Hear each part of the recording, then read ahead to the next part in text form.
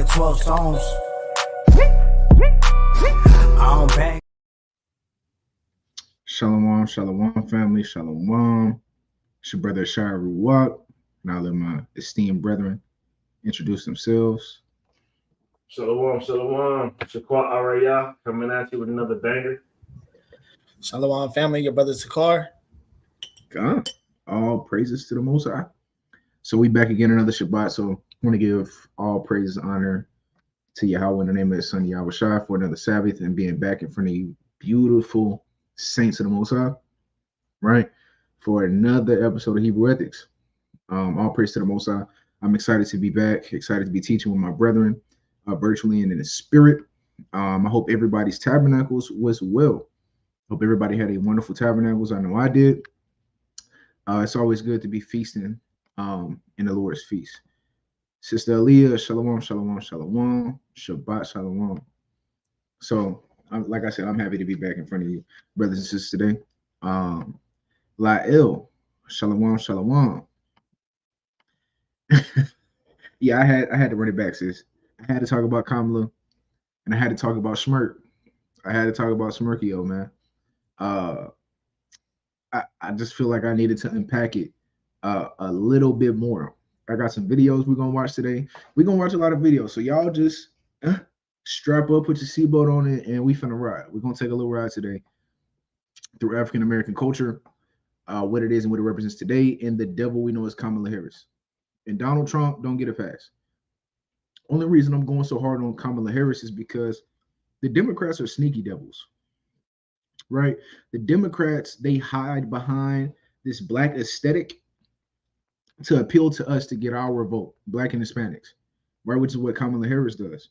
That's what she's been doing throughout the duration of her campaign. She's been trying to appeal to the black and brown community, and she's been failing terribly. So, I ain't gonna jump the gun. We're gonna listen to this music. Y'all know how we do. Actually, let me pull it up real quick. Salakia. And y'all bear with me because for some reason, this laptop is lagging. So if I fall off and have to come back, y'all just bear with your brother. Baba Kasha. Y'all just bear with your brother, man. Because my laptop is already giving me symptoms of slothfulness. We're just gonna say that it's giving me a lot of symptoms of slothfulness. But y'all know how we do. We're gonna do what we do. You know what I mean? Let me get this set up for us real quick.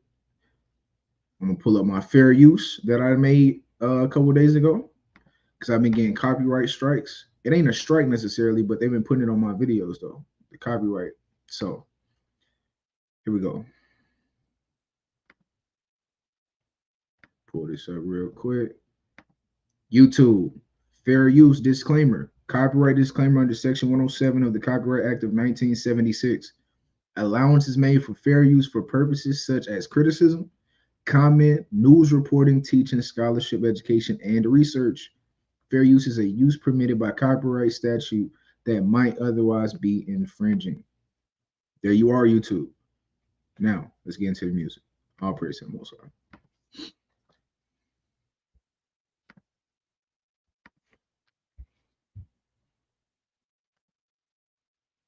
This song is called Grace by Tawab Parya featuring Travis Snipes. Enjoy.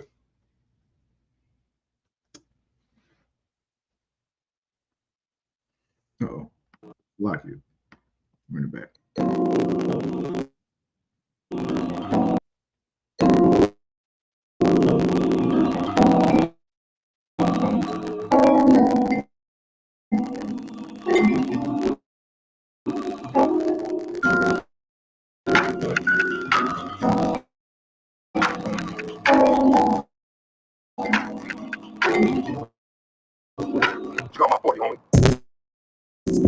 This world is so cold.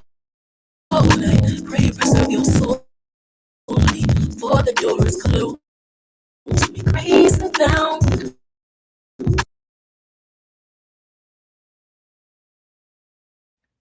Salaki, you said it's going in and out. See, this is what I'm saying. I told y'all my camera is, yo,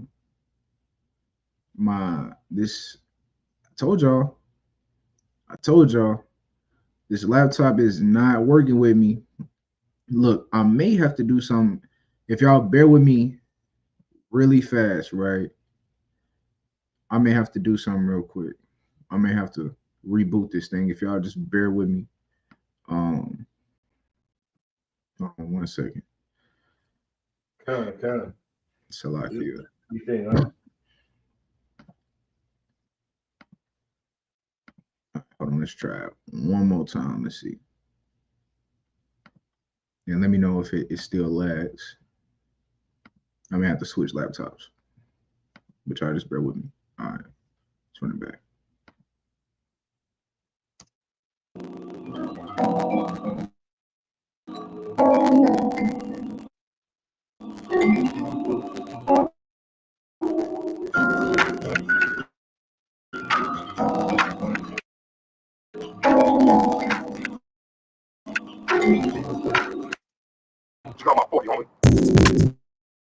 All right, so it's still lagging. All right, cool.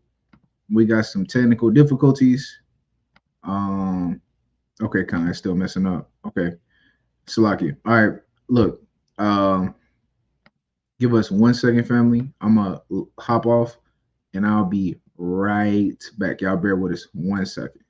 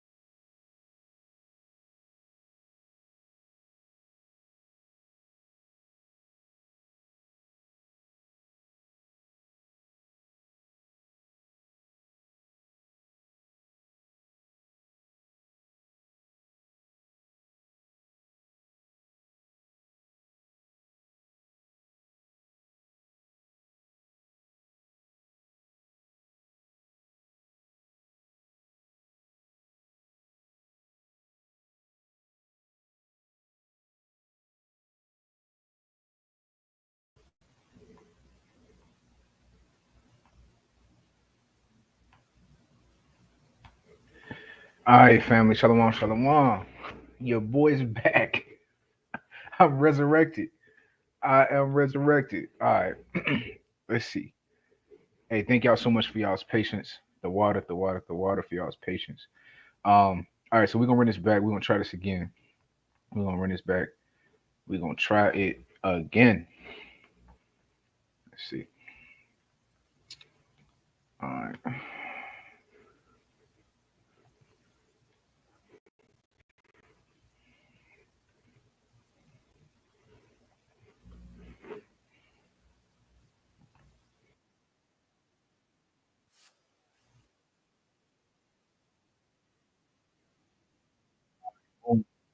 So we're gonna run this back one more time, family. Y'all let me know if it's still lagging. Let me put this back up real quick for YouTube because these devils are tricky. All right, let's do it.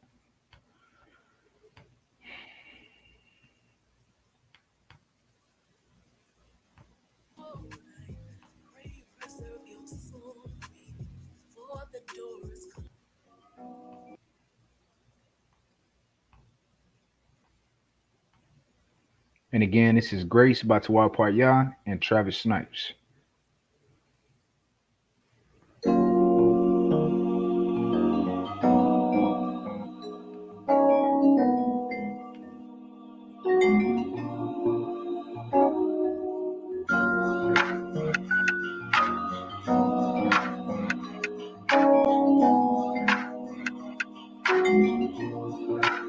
You got my 40, homie.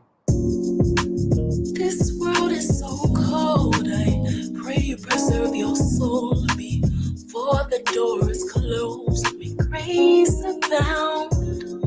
I know you have your doubts, but you must repent now, 'cause time is running out. May grace abound. Wasn't literate, 'cause he couldn't count the amount that was running out in his bank account. Chasing clout was a planted seed, but he never sprout out the ground. Water falling down from the water spout, blocked it out. He ain't want the quench, rather live in drought, be without. Daddy not around, mama on the prowl for a house. Spent his whole youth playing cat and mouse, dodging bows. Now he on his own, running through the streets, acting wild. At the homie house, when it made a vow, be devout to the 60 cents, so they put him on, stomped him out. Now he feeling proud, twisting up his fingers in the crowd, yelling rolling 60s script when he ride through your town. Was a rolling stone, so he on the move, up and out, roaming through the city looking for a chick that was down. And he found a girl, led her to a home in a house. He was feeling doubt, but he was aroused. He was down, started rolling up a split, but allowed, calming down. Then he took a deep breath and put his feet up on the couch. Yeah, he sparked it in the air. He quickly turned around to some powerful bloods, putting bullets in his mouth. On the next day, when the news had announced another black male in the gang taken out, showed his pic and you heard his mama scream with a shout so loud it made the clouds cry and rain came down. This world is so cold. I pray you preserve your soul before the door is closed. May grace abound. I know you have your doubts, but you must repent now. Let me take you to the D, sis. Time is running out. May grace abound. Just a little kid growing in the D, parenting had him claim the ad for his ABCs. His mommy always set him down, said stay out the streets, but his daddy was his hero when he loved it concrete. It was free, intrigued by the hustle he would pursue. Learned the game from his pops, he taught him everything he knew, from breaking down the zip to how to double on a flip, even how to weed out the bad seeds in his crew. It was true, it was all about the money at first. He and his boy a couple dollars while they brown chasing skirts. Started to flirt with the work that he unload on the first. Mama told him that life is priced with a cage or a hearse, but he was deep in it. No 10, 11 care, he creeped in it. It even affected the way that he would treat women. Pistol under the pillow, like he started to sleep different. And he ran off from the plug, something he keep hitting. Ops lurking, pop searching, cause he knew. Gotta protect his youngin', he know that he free fool, but he careless. And all of his moves is see-through. His bag bigger, but his man let jealousy leak through. Ooh, not paying attention. 10 was clueless, not knowing that he was dealing with a real life jewel. This dude just waited one night when 10 got to sipping, telling dog that he loved him. He was Jordan to his Pippin. He had hate in his heart while he pistol gripping. Not to mention that Timmy was getting it with his missus. Damn, he won't turn to the cops, turn to the ops. Sent the message and gave a locate to the spot. It's getting hot, cause now the ops circled the block. Told Timmy he had to go so he could finish the plot. Timmy heard some tires screeching and the sound of a Glock. Smoke clear, he go outside, they done aired out his pops. Damn. This world is so cold. I pray you preserve your soul before the door is closed. May grace abound. I know you have your doubts, but you must repent now, cause time is running out. May grace abound.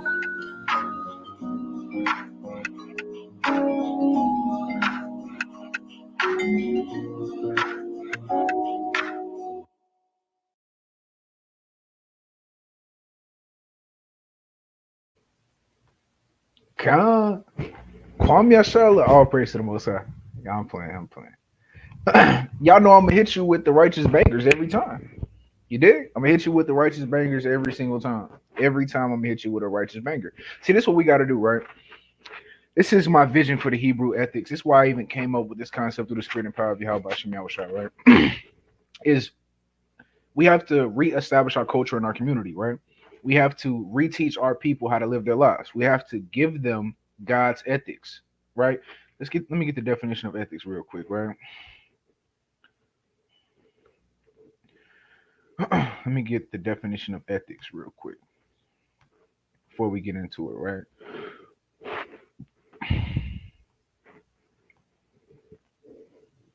Hey, Shaquat, can you read that for me, King?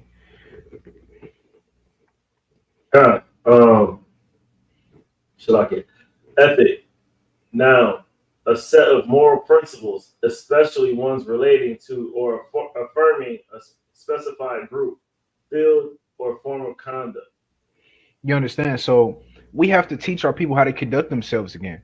We have to re-give our people our culture that God initially gave to us. That's our job. That's what I want to embody. I want to teach our people how to teach them how to live like a Hebrew Israelite, because our people don't know how to do it. Our people are destroyed because of the lack of Hebrew ethics. Give me Hosea chapter 4 and verse 6. Give me Hosea 4 and 6 real quick. Right? Just before we get into the lesson, right?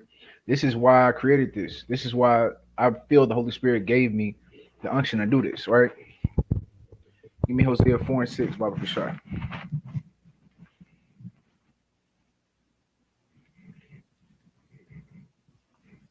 I'll pull it up on the screen for the family as well.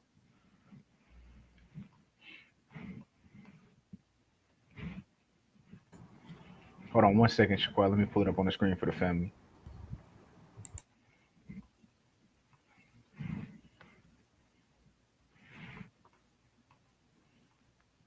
All right. All right, bring that out.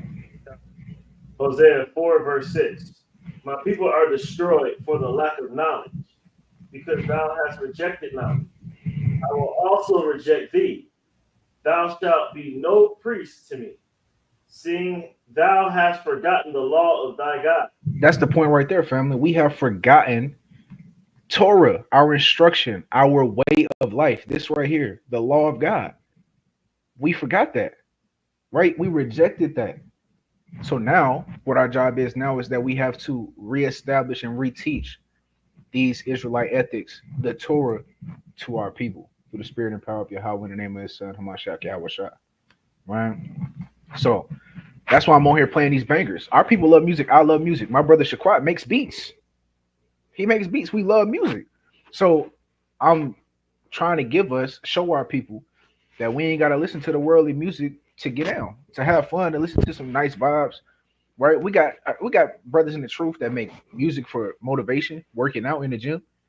Right? That's not talking about killing and drilling like ESTG. See, I used to listen to drill music. That was my thing. Right? It's a brother that I used to listen to real heavy, which I've been scaling back. Because I'm still in repentance. I'm still trying to get over that thing. Because I still when I hear it, it stimulates me.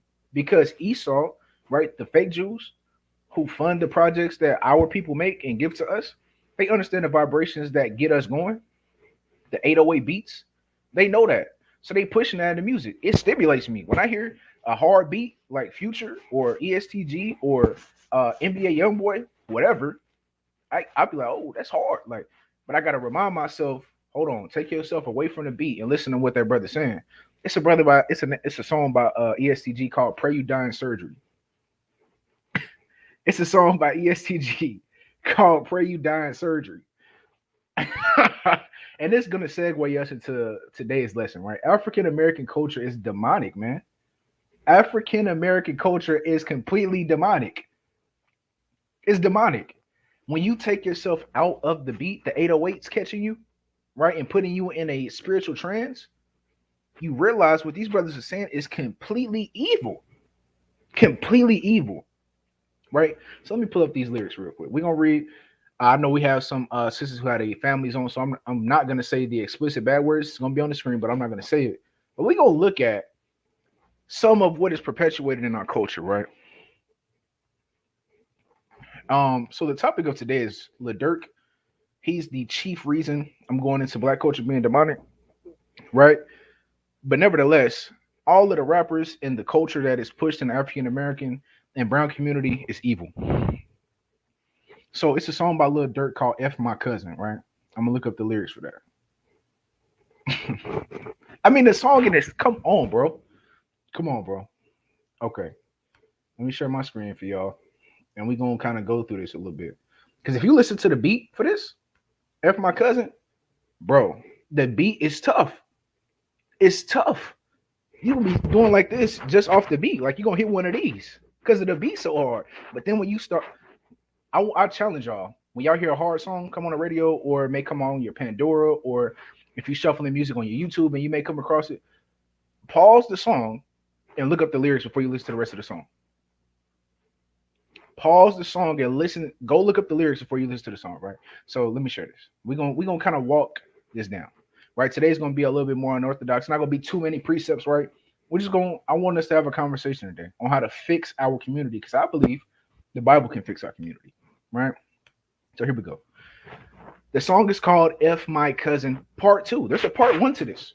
There's two parts to this brother saying F his family member, F his own blood. Part one and part two of F his family.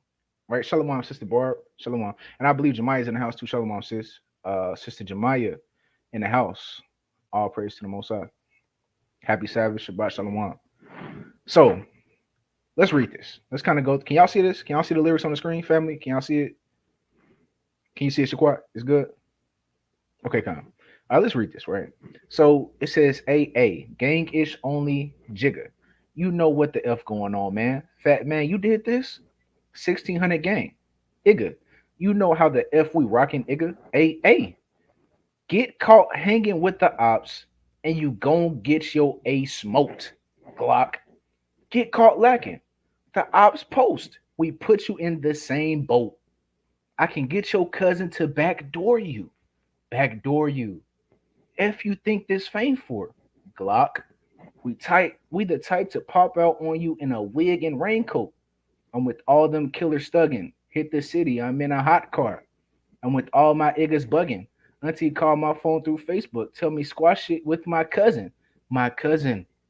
It's so deep right now. I catch him. I kill his A in public. Whoa. Whoa. His auntie called Dirk and said, squash the beef with your cousin. That brother said it's so deep. If I catch him in public, I'm brah, brah, brah. His own cousin. His own cousin. This is his own cousin that he's talking about. He's rapping about killing his own cousin. Now, if a brother would, real quick, give me 2 Samuel chapter 2 and verse 26. Give me 2 Samuel chapter 2 and verse 26. Real quick. Right, I'm going to state it on this screen, so family, y'all follow me with y'all Bibles. Hopefully, y'all got your Bibles on you, but follow me. 2 Samuel chapter 2 and verse 26. Khan, it's the book of 2 Samuel chapter 2 and verse 26. Bring it out. Then Abner called to Joab and said, shall the sword devour forever? Knowest thou not that it will be bitterness in the latter end? How long shall it be then, thou did, so like if thou bid the people return from following their brethren? And Joab said, as God liveth, unless thou hast spoken, surely then in the surely then in the morning the people had gone up, every one from following his brother. So Joab blew a trumpet, and all the people stood still and pursued after Israel no more, neither fought they anymore. And Abner, his men walked all night through the plain and passed over Jordan and went through all Bithron, and they came to Mahani. And Joab returned from following. Hold on. Is that 2 Samuel 2 and 26? Yeah, God. Say okay, read 2 Samuel 2 and 26. One more time. 2 Samuel 2 and 26. Come on, 2 Samuel chapter 2 and verse 26. Then Abner called to Joab and said, shall the sword devour forever? Knowest thou not that it will be bitterness in the latter end? How long shall it be then, so like if thou bid the people return from following their brethren? Mm-hmm. Verse 27. And Joab said, as God liveth, unless thou hast spoken. Surely then in the morning the people had gone up, every one from following his brother. So So the southern and northern kingdom were in war with one another, right? Let me get it in a GNT. It's like I'm gonna pull it up on the screen. Or maybe let me just verify. This is what I want. Y'all bear with me 1 second. All right.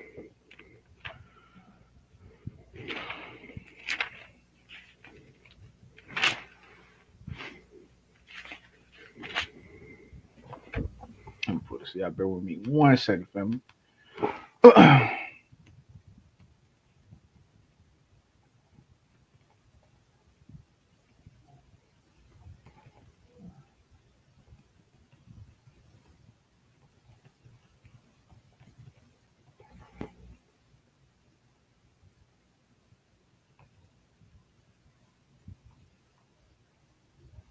Yeah, here we go. That is what I want. But I'm gonna share my screen. I want it in this translation.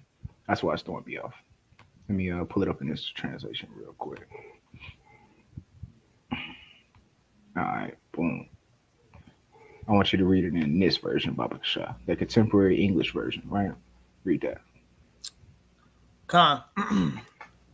This is 2 Samuel 2:26 in the CEV. Abner shouted to Joab, "Aren't we ever going? Oh, so like it. Aren't we ever going to stop killing each other? Mm-hmm. Don't you know that the longer we keep on doing this, the worse it's gonna be when it's all over? Mm-hmm. When are you going to order your men to stop chasing their own relatives?" This is a century-old question, family. We've been asking this question for thousands of years. When are we going to stop killing our family members?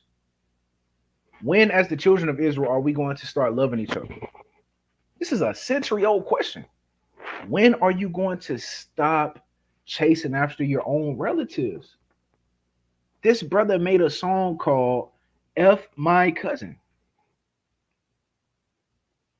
F My Cousin. The Lord has been asking us for centuries on centuries through the prophets. When are y'all gonna get your act together and stop killing each other? Don't you know that it's only gonna be worse in the end? It's gonna be worse when it's all over. We destroying each other. You don't see a problem with this, that you are killing somebody that looks just like you? This is the same question that we go out and ask our people when we go street teaching, street evangelize. When y'all gonna stop killing? When y'all gonna stop gang banging? Has it not gotten old to y'all yet? Has gang banging not gotten old yet?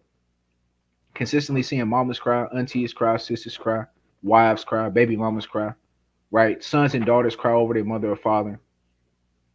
Like, is that not gotten old? Does that not make y'all feel any kind of way, bro? And the answer is no, because this is the culture. This is black culture. It is demonic. Black culture is demonic. That's why. No, of course they don't care. Because this is what's perpetuated on a hard beat, on an 808 beat that puts you in a trance. All right, let's go back to these lyrics, right? Let's read a little bit more Smirkio.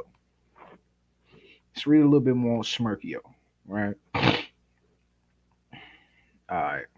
Let's go back to F My Cousin part 2, right? Let's go down to the second verse. It says, I don't like them jiggers. They don't like my jiggers. A. And I'm too rich to be fighting them jiggers. He was talking ish, called him on the nice. Here go your diaper. Igga, you ain't into a gang for real. This brother is... He's trying to make him seem like less of a man because he's not in a gang, because he's not gang banging. He has less credibility because he's not in an actual gang. See, this is what I'm saying, family. When you take the beat off, the 808s, right, the nice harmonized melody of the beats underneath, this is what you have left. This is what's left. This. Y'all hear how I'm reading this, and y'all like, bro, what in the world? Yes, bro. This is what's underneath the beats. Like the sister Aaliyah said, they definitely use the beats to lure people in. There's a science to it. Brother Rossan did a lesson. Yeah, Rata did a lesson on this, bro. They use certain frequencies in the music to lure you in, right? Because I don't know if y'all know, but our bodies are electric, especially our brains. Our brains are comprised of neurons, electrons, protons, electric currency, neural pathways, right? They operate on vibrations and frequencies. And they put certain frequencies in the music to catch your mind and lure you in. I don't know if y'all ever did listen to Andre 3000's new album that he put out. It was a complete instrumental. It's like a medicinal instrumental, and every time I put it on when I want to relax, right? And every time, if my kids they high strung, they extra out, I turn that on, calm the whole energy in the house down.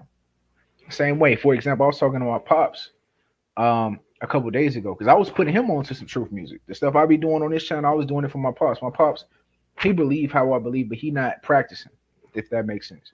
So I was putting him on to some Hebrew music, and we was just joking around about the music we listen to, like when we go work out, and we listening to like some gang banging drill music. And by the end of the time we get out of the gym, we looking at people sideways. We want a problem. We want somebody to test us. Like I feel like being violent. I want to be violent right now. I want to be violent. That's what the music do to you. Right? Give me another precept. Let's go to Saul. Let's go to Saul real quick. If you don't mind, yeah, bring it out. I got a precept after that. Yeah, now you can bring it out. What you got? Bring it out. All right, I got Matthew 21. I'm gonna read up to like up to 23. I mean up to 24. I'm gonna stop at 24. All right. Matthew 10:21. And the brother shall deliver up the brother to death, and the father the child, and the children shall rise up against their parents, and cause them to be put to death. And ye shall be hated of all men for my name's sake, but he that endureth to the end shall be saved. But when they persecute you in this city, flee ye into another. For verily I say unto you, ye shall not have gone over the cities of Israel to the Son of Man to become of man become. So basically, it's just confirming what you're saying. The times of today is no different from the past. Life cycles around in a circle. It's nothing new under the sun. Everything in those analogies. However, it's a thing of saying like, hey, black on black crime. Black people, have more violent crimes against each other than any other nations, which is not true. Ours is more politicized or more put out there in many streams of ways of listening and watching and things like that. However, we do have over an abundance of it to where we just don't know when to stop. Like we have to come together and make it right. But as long as music like that keep coming out, and I'm with you too. I listen to some joints. Of course I kind of predate a little before Future and all, but it's nothing different. You know what I'm saying? Like I mean, back in my time I was listening to Onyx. You know what I mean? Lil Jon and the East Side Boys. Going back further than that. But now we got KRS-One, who's actually pulling out some scripture doctrine on how to bring us together. We got Method Man right now. He was on Drink Champs. Talking about how Wu-Tang is so much more different than what many others. Not putting anybody down, but it's like if you listen to the lyrics of how things were put out, it wasn't about killing. It was just about what we seen out of our windows of our projects. You know what I'm saying? I mean, come on. Like, it's some people still is to this day that can't follow what the RZA was saying in his lyrics. It's so, I mean, heck, it'd be funny if T.I. couldn't follow it. It's so, it's so stretched out. But, I brought that out to say that, like, it's nothing new for our people to be killing each other. And it's not a wonder why it's happening, because as we look in these scriptures, we're not following the law, statutes, and commandments, which brings us together. So as long as you're not doing that, this will definitely take you apart. And, it says right here, like, hey, family's going to be against family. Yeah, and this is when, we started to see a push in gangster music after NWA. And then conscious rappers like KRS-One, they started getting pushed out. Right, when you listen to KRS-One, that's one of my favorite rappers. KRS-One, straight bars of flames and consciousness mixed in with it, bro. My favorite song by KRS-One, well, I would say one of my top 5 favorite songs by KRS-One is Black Cop. black cop, black cop, black cop, black cop. Like he's exposing the history and the origin of the police officers. He's making through music, through artistry, he's showing you history. The cops today are just a evolution of the overseers during slavery. The overseers were in charge of making sure that slaves did not run away, and if they did run away, they either killed them in the wilderness or they snatched them back and brought them back to master. Right? That's also your evolution of your bounty hunter. Those all go back to overseers during slavery. It's one of my favorite songs by KRS-One. I mean, it's a gang of other ones, but that's one of my favorite songs by KRS-One. But that's the reason we don't really hear too much conscious rap anymore. And if you do, it's more underground than anything, because they don't want you listening to that. Because if you listen to that, if you put righteous vibrations in music, bro, that could change the community in itself. If we start to shame gangster and drill music on a mass scale, gang violence goes down significantly. Not that it's going to go away, because we know wickedness is still going to be here, but that diminishes significantly. Drug overdose and drug use in our communities goes down significantly. I had one of my best friends, right? One of my best friends. We grew up together, went to school together. I knew his mama. He knew my mama. I slept over his house, slept over mine. I went to his house, etc. You know, family. And I could tell this is around 2017 when NBA YoungBoy started getting a lot of hype. 2017. I was a junior in high school, right? I'm only 25. This 2017. Yeah. NBA YoungBoy started getting hot. I think this is when 38 Baby dropped. And I could see my homeboy starting to listen to NBA YoungBoy, and it started to change his countenance and the way he was thinking and the way that he was moving. A brother who was not like that. His mama took care of everything. He had whatever he wanted, right? Shoes wise, clothes wise, paid for his braces, always had a fresh cut, always on point. But when he started listening to this music around my senior year in high school, it was the end of my senior year in high school, right? The brother went to Murfreesboro to hang with some guys who were selling drugs, doing their thing. And he came back, and he was a completely different person. And the reason I know was the music, because I spent almost every day with this brother. I knew him like the back of my hand. The brother was not like this. The music literally transformed and put a spirit on this brother that is on him to this very day. To this very day. The brother is in and out of jail now, jailbird. That the music put a spirit on him. I'm going to show you that in the scriptures, right? Let's go to 1 Samuel 16 and 14. Zakar, get 1 Samuel 16 and 14 for me, Baba Kasha. I'm going to show y'all some of the power of music and frequency. I'm going to show y'all some of the scriptures. 1 Samuel 16, chapter 16 and verse 14.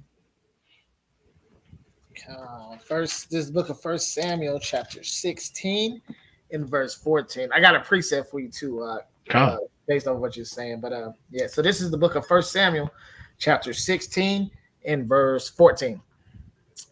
And it reads, "But the spirit of the Lord departed it from Saul, and an evil spirit from the Lord troubled him." And this is something we also got to understand about demonic possession, bro. This happens of the Lord. The Most High is the one that's sending these unclean spirits to hop on you for your unrighteousness. I got a lesson that's coming out about birthdays. I'm not going to go over it now. But I got an article. Everything we do in America is demonic, bro, especially in the black community. I'm not going to get off topic, though. I got some info. It's a reason that we was having trouble in our lives when we was in the world, family. Almost everything we do, American, when we was in the world, had ties to some demonic entity or some ritualistic practice. I'm going to just leave it at that. Let's keep reading. Verse 15. Verse 15. "And Saul's servant said unto him, Behold, now an evil spirit from God troubleth thee.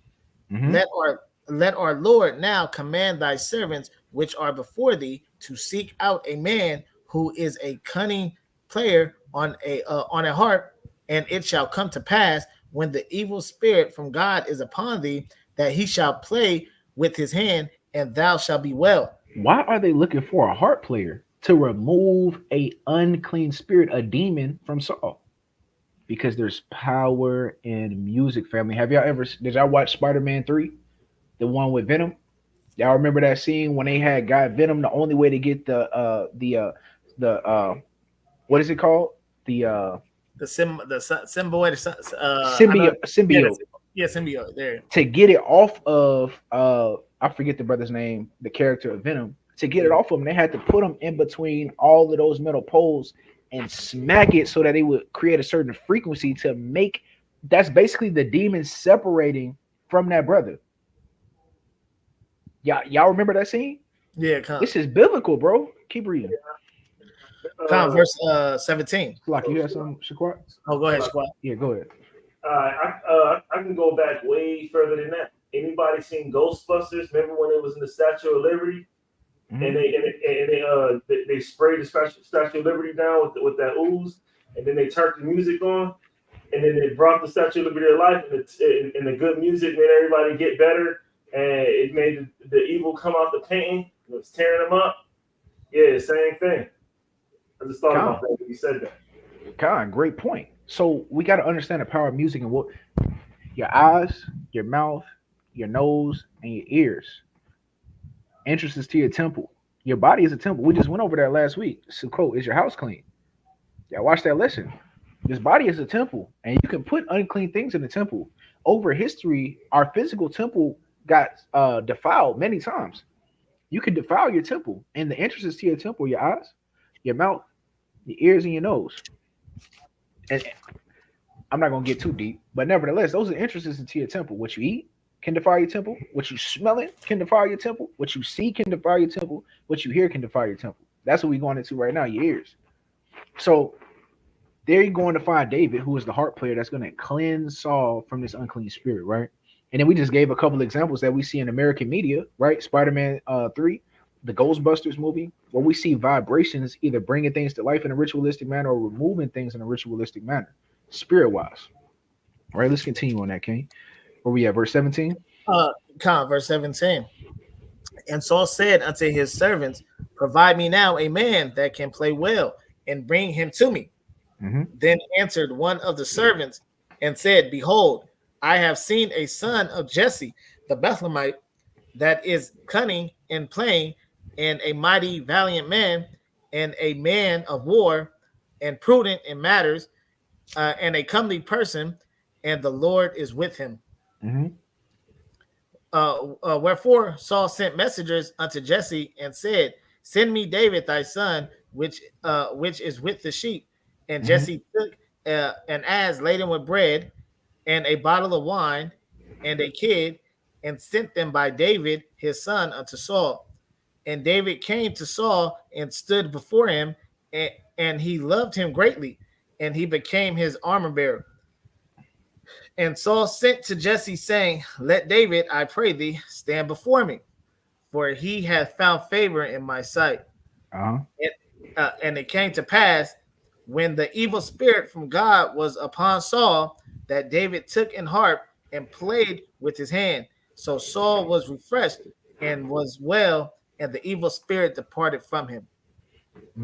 That's in this. I can't make this up. I can't make this up. Right? Angel, shalom, Shabbat shalom, sis. So music cleansed Saul of a spirit. The way David played that harp removed a demon from Saul. You understand?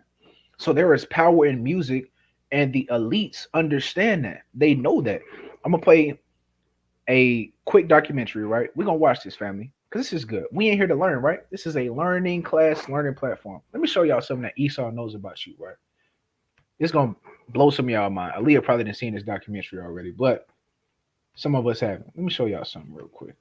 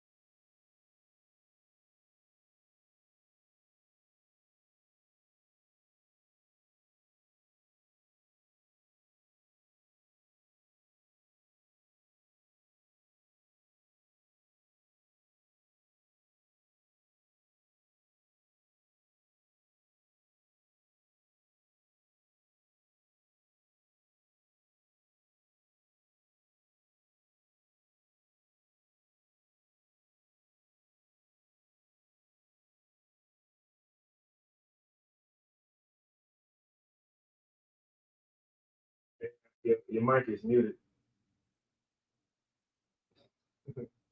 Lord have mercy, Salakia. So I was just reading this, right? I was just reading what this says, and I was explaining that we are in spiritual warfare right now, and a part of warfare is understanding who your enemy is and how to engage your enemy. Esau is our chief adversary, not our only, but our chief adversary in the earth. It's the so-called white man.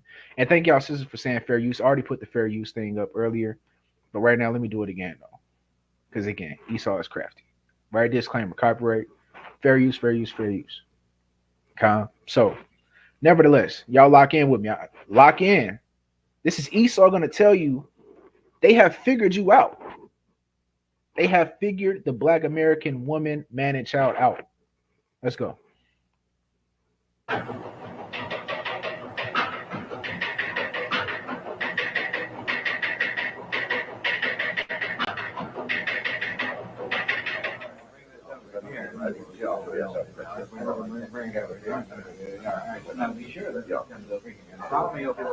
Well, move that over there. Why don't you hear now?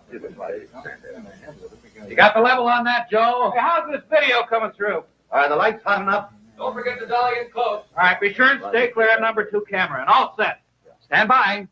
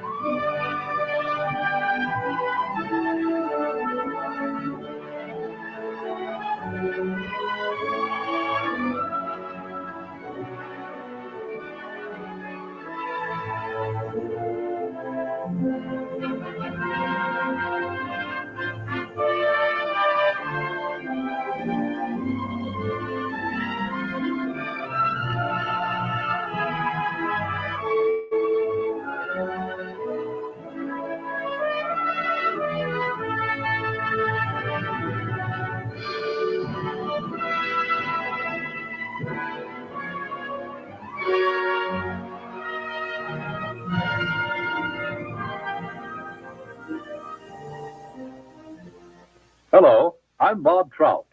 I've got a story here that I think is big, really big, because it's bound to have a terrific impact on business. I'm talking about a new market, a big new market, millions upon millions of new prospects with $15 billion to spend. That's right, I said $15 billion. That's a lot of money, isn't it? The surprising thing is that it's a fresh market, still full of opportunities. It grew up so fast, got so big in a hurry, that few of us realize its scope.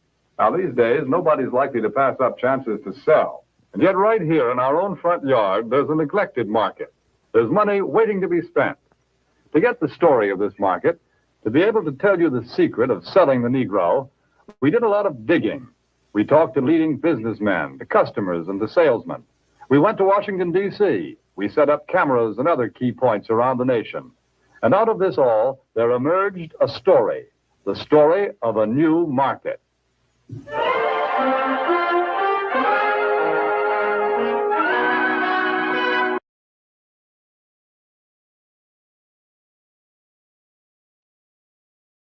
Your mic is muted, you know. I'm tripping, so like you. I ain't gonna mute it too many times, but right, because I want to get through this, right? They said that they set up cameras to watch us, to see what stores we go into, right? See what we buy. What are we buying? This goes into another documentary, which I'm not gonna play today, but it's one on social media, right? The Social Dilemma, I believe it's called. I don't know if it's still on Netflix or not, but how they build literal profiles for us and then market to us based on certain metrics that they measure on social media, on our web browsers, through our IP addresses. You got to understand this. And this is how they create our reality. And I'm going to get right there. Let's go. So like your family.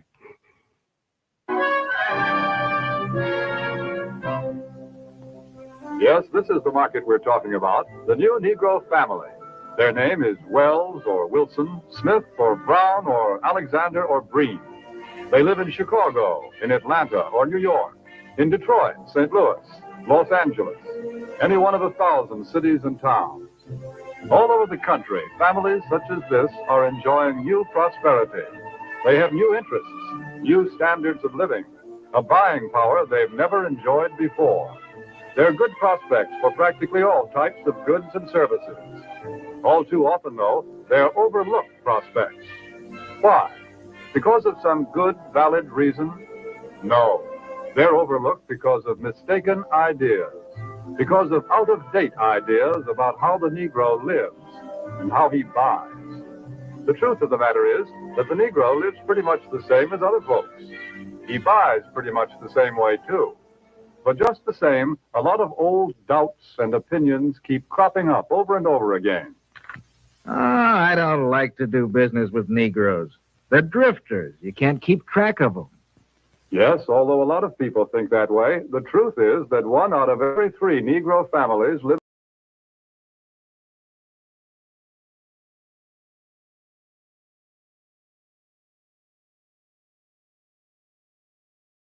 Salaki family.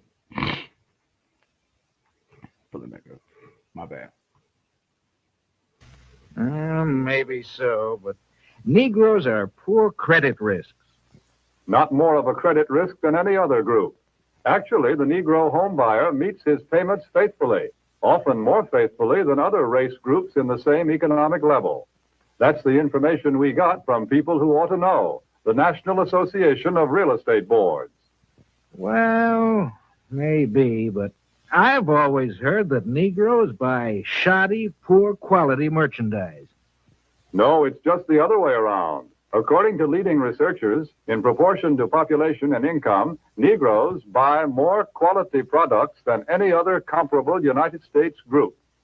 You see, there are a lot of confused notions about the Negro customer. But when you dig right down and find out about them, they just don't hold water. Negroes own homes. They meet their payments faithfully. They buy good brands of merchandise. So why let a lot of old-fashioned ideas hurt profits? Take a look at the real facts. Here in Washington, D.C., the nation's capital, some amazing facts and figures about this new market have been uncovered. For a first-hand report, we would like to take you directly to the United States Department of Commerce to hear this story from the Secretary of Commerce himself. Here is the Honorable Sinclair Weeks, the Secretary of Commerce of the United States. In the Department of Commerce, we are constantly alert to Salaki, just to give some context, family. Remember, in 1954, we were still segregated. Understand this. So Esau said, whoa, the Negro, remember what the little article they had pulled up at the beginning of this documentary? It said that Negroes are making more money than they ever have, and they have the most spending power. Remember, the abolition of segregation didn't come until 1964. This is 10 years later. We still in our own communities at this time right now. We still in our own communities doing our own thing. Esau said, no, their dollar is staying in their own community 10 times before it even gets to us. They got too much bread, and they using it only in their own communities. We need that. I hope y'all wheels are turning right now to what we got today in our black culture, bro. Integration was detrimental to the black community. Are you ready? Let's go. the trends that mean a healthier national economy, better business for the nation as a whole.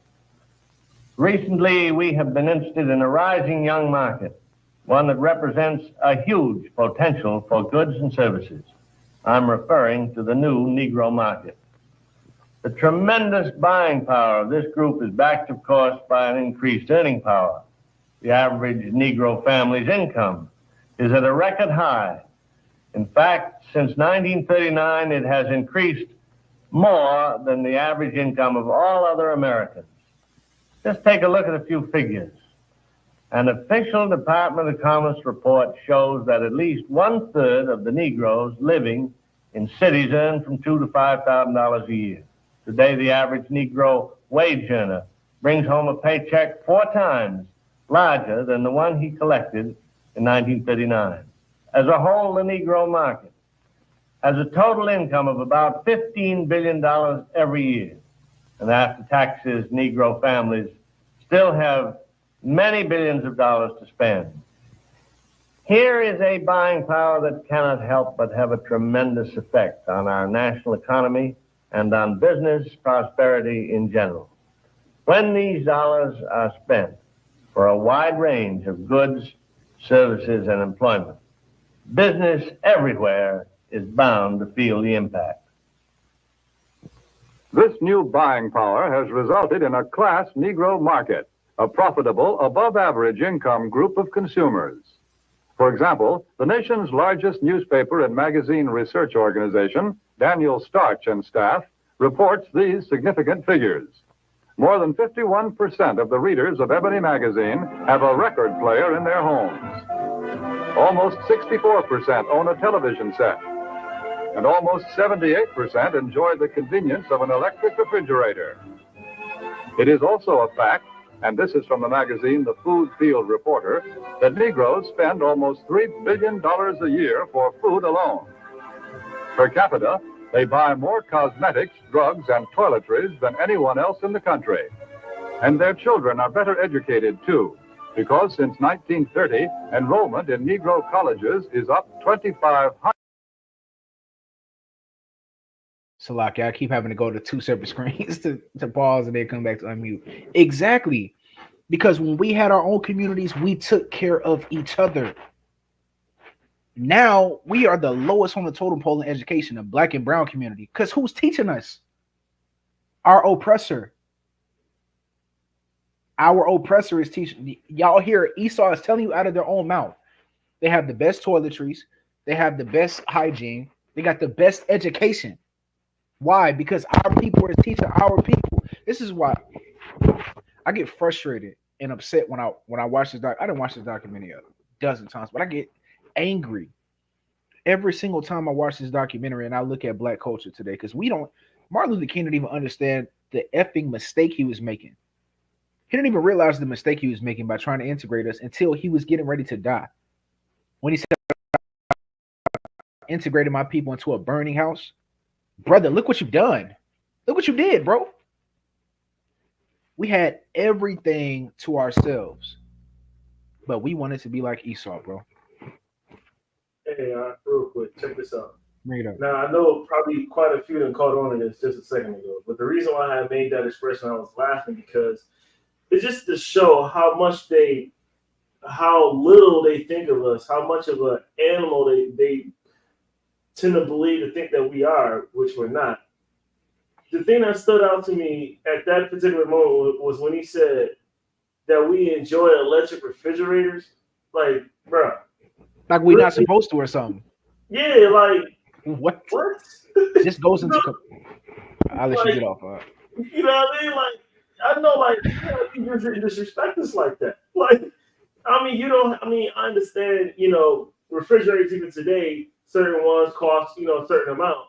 But even a basic refrigerator is a refrigerator. You know what I'm saying? Like, what do you mean we enjoy a electric refrigerator where they come gas? Like gas refrigerators? Like a cooler and put stuff in, but we were satisfied with coolers and ice and keeping our food cold like that. Like, get out of here, man. You know what I'm saying? The devil. The Bible speaks. Man, that's sick, yo. You know what I mean? Yeah, of course. And another thing real quick. For them to say they like nice things. What do you mean? We showed y'all nice things. We showed y'all how to wash y'all butt. We showed y'all how to take care of y'all children. We showed y'all how to be good people, even though it doesn't work. But still, we are the salt of the earth. We make sure that we get the best of whatever. We got swag. We got flavor. We got, you know what I mean? Like, yeah, like if it wasn't for us, Cadillac would not be Cadillac. If it wasn't for us, Vogues wouldn't be Vogues. Now people put Vogues on anything. Before, Vogues was only on Cadillacs, so that's what we did. See what I'm saying? Like, rims wouldn't look the way they do today if we wouldn't do the custom rims on our own joints. We take them ugly factory rims off that y'all came up with in y'all meetings that y'all approved, that y'all thought we would like, and no, we did not. We designed our own, made them bigger, and put them on our own joints. Now look what we got: 22-inch standard custom rims on SUVs. That was not the case. Before they was 15 inches or 18 at the most. So y'all get it, man. All right. God. Yeah, it's frustrating. It's frustrating when you. This is why, right? This is why it is important to know your history, because to know where you're going, you got to know where you've been. Give me Job 8 and 8 real quick, and we're gonna get back to this, right? Give me Job. Hey, drop a 7 in the chat if y'all good, family. All 14 people in here, drop a 7 in the chat if y'all good, right? Because we're gonna keep teaching. We're gonna keep teaching. Drop a 7 in the chat if y'all Gucci. Y'all enjoying the information. Give me Job 8 and 8 real quick. Job 8 and 8. Oh, you got it? No, you got it, sir. Nah, you good, King. I got a precept. Follow that up. You good? Go ahead. Job 8 and 8. For inquire, I pray thee, of former age, and prepare thyself to the search of their fathers. See, this is how we remove coonism out of the black community, bro. This is how we remove the coonery. When we show this information, look, this is who we figure out who is in the way and who ain't. If you are still okay with the way you are treated in America after knowing your past and your history, Esau out of his own mouth just said that we had the best education at the time. This is 1954, family, right? The abolition of segregation came in 1964 with the Civil Rights Act. Y'all should go read that. That's when the abolishment of segregation came. That's when we started to integrate the schools, right? That's when our education started to slowly over the years diminish, because who do we have teaching us now? We have people that hate us. We have people that want to teach us their history and remove ours. This is where you get the critical race theory. They're trying to completely remove any aspects of slavery from the curriculum, period. They don't even want you to know that they did you dirty, because now the people are waking up, even the people that's not in the truth. They're starting to see through the rise in information in the earth. These people did us dirty. And I wasn't a slave all my life. What was I pre-slavery? And a sister chair, I think this is a sister cherish, correct me if I'm wrong, if it's a brother, said that was not that long ago. My grandparents were born in the 1950s. They're baby boomers. They lived through segregation. You understand? My grandparents are still alive. I can still go to my grandparents' house all the time. We are not too far removed from this. This is the same white man today. People come up and talk to us like this is just thousands of years ago. This is 60 years ago. We have grandparents who were here during this. You understand? So that's a great point, Cherish, bro. Go ahead, King. Yeah, real quick. I know the car you holding that preset, but real quick. For those that's thinking that was in the past, and those that will be saying that's not us, that's our grandparents and great grandparents. Well, I'm gonna put it to you like this: just like my brew or anybody else that is on the same page that we're on by saying that wasn't that long ago. Look at it like this: who you think learned from their ways that's not fighting for our change today? See, for y'all to be saying that was in the past, and we don't see y'all standing on the front lines with us. You see what I'm saying? So if you're not standing on the front lines fighting with us, even through scripture, however you may see fit, you ain't doing it. So with you sitting back in silence, benefiting off of our labor, our ideas, and our everything that we've ever done to bring this country to where it is today, minus the falling of it, you are definitely the ones that's keeping us back. Because just like at home, when y'all say, no, mom, no, dad, you can do that at home, but you can't do that with the laws and stuff that they set before us. God. So, yeah, I digress with that. Yeah, Zakar, get that precept, King. What you got? Con, actually, I had I got like 3. Bring them out. Okay, Con. We're teaching people. They good. Let's go.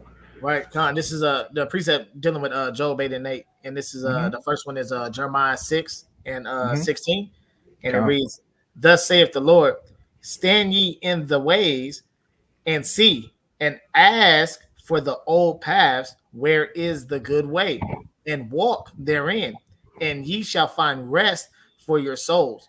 But they said, we will not walk therein."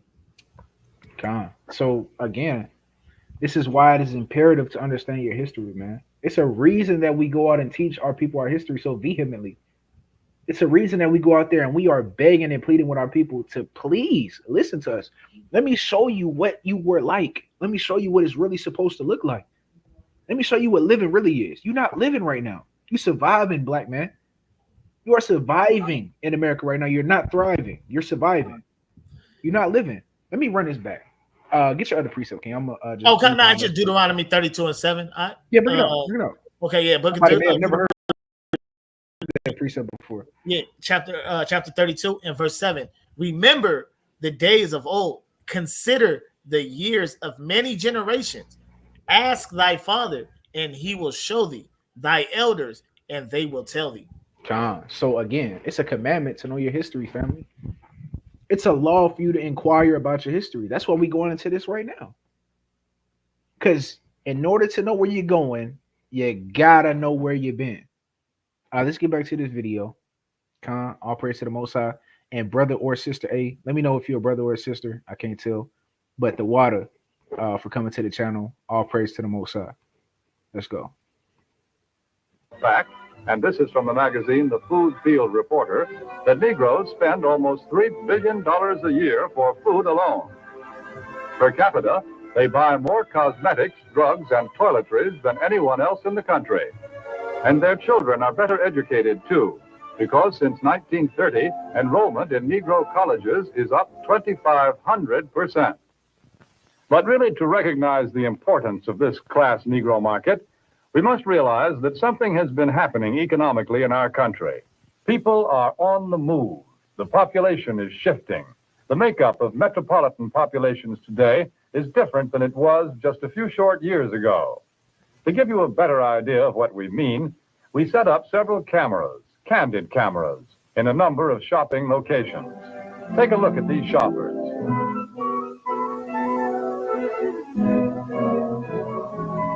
Notice what a large proportion of them are Negroes.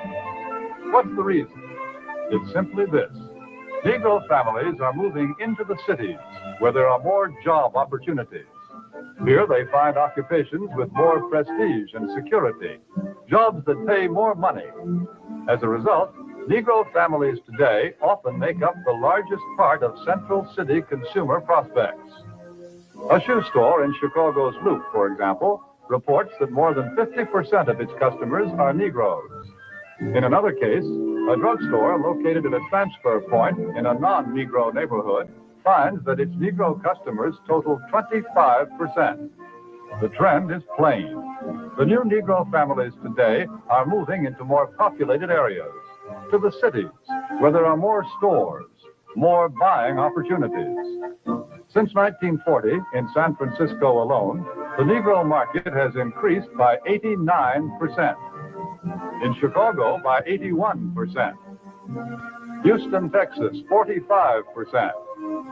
Philadelphia, 50%. The impact of this new buying force is so tremendous that actually in 14 major United States markets, a product cannot be number one without Negro support. A product must have the backing of this big new buying power.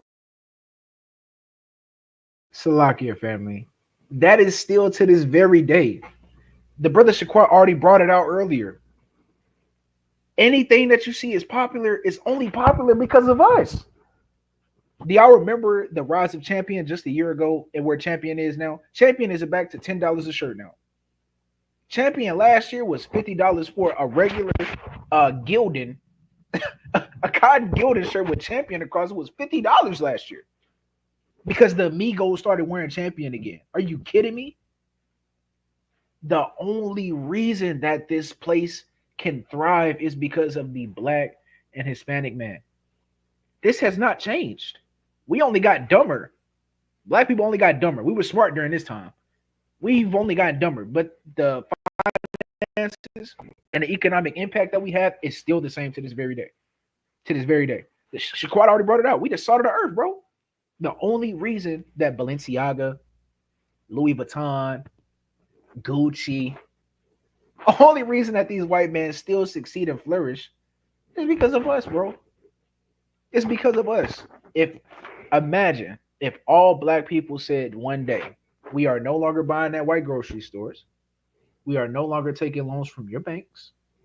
We are no longer eating at your restaurants. And we are no longer buying your clothing. What would happen to this economy? It would crash in an hour. It would crash in an hour. It would be over. All hell pandemonium would break. All black people everywhere said, I quit.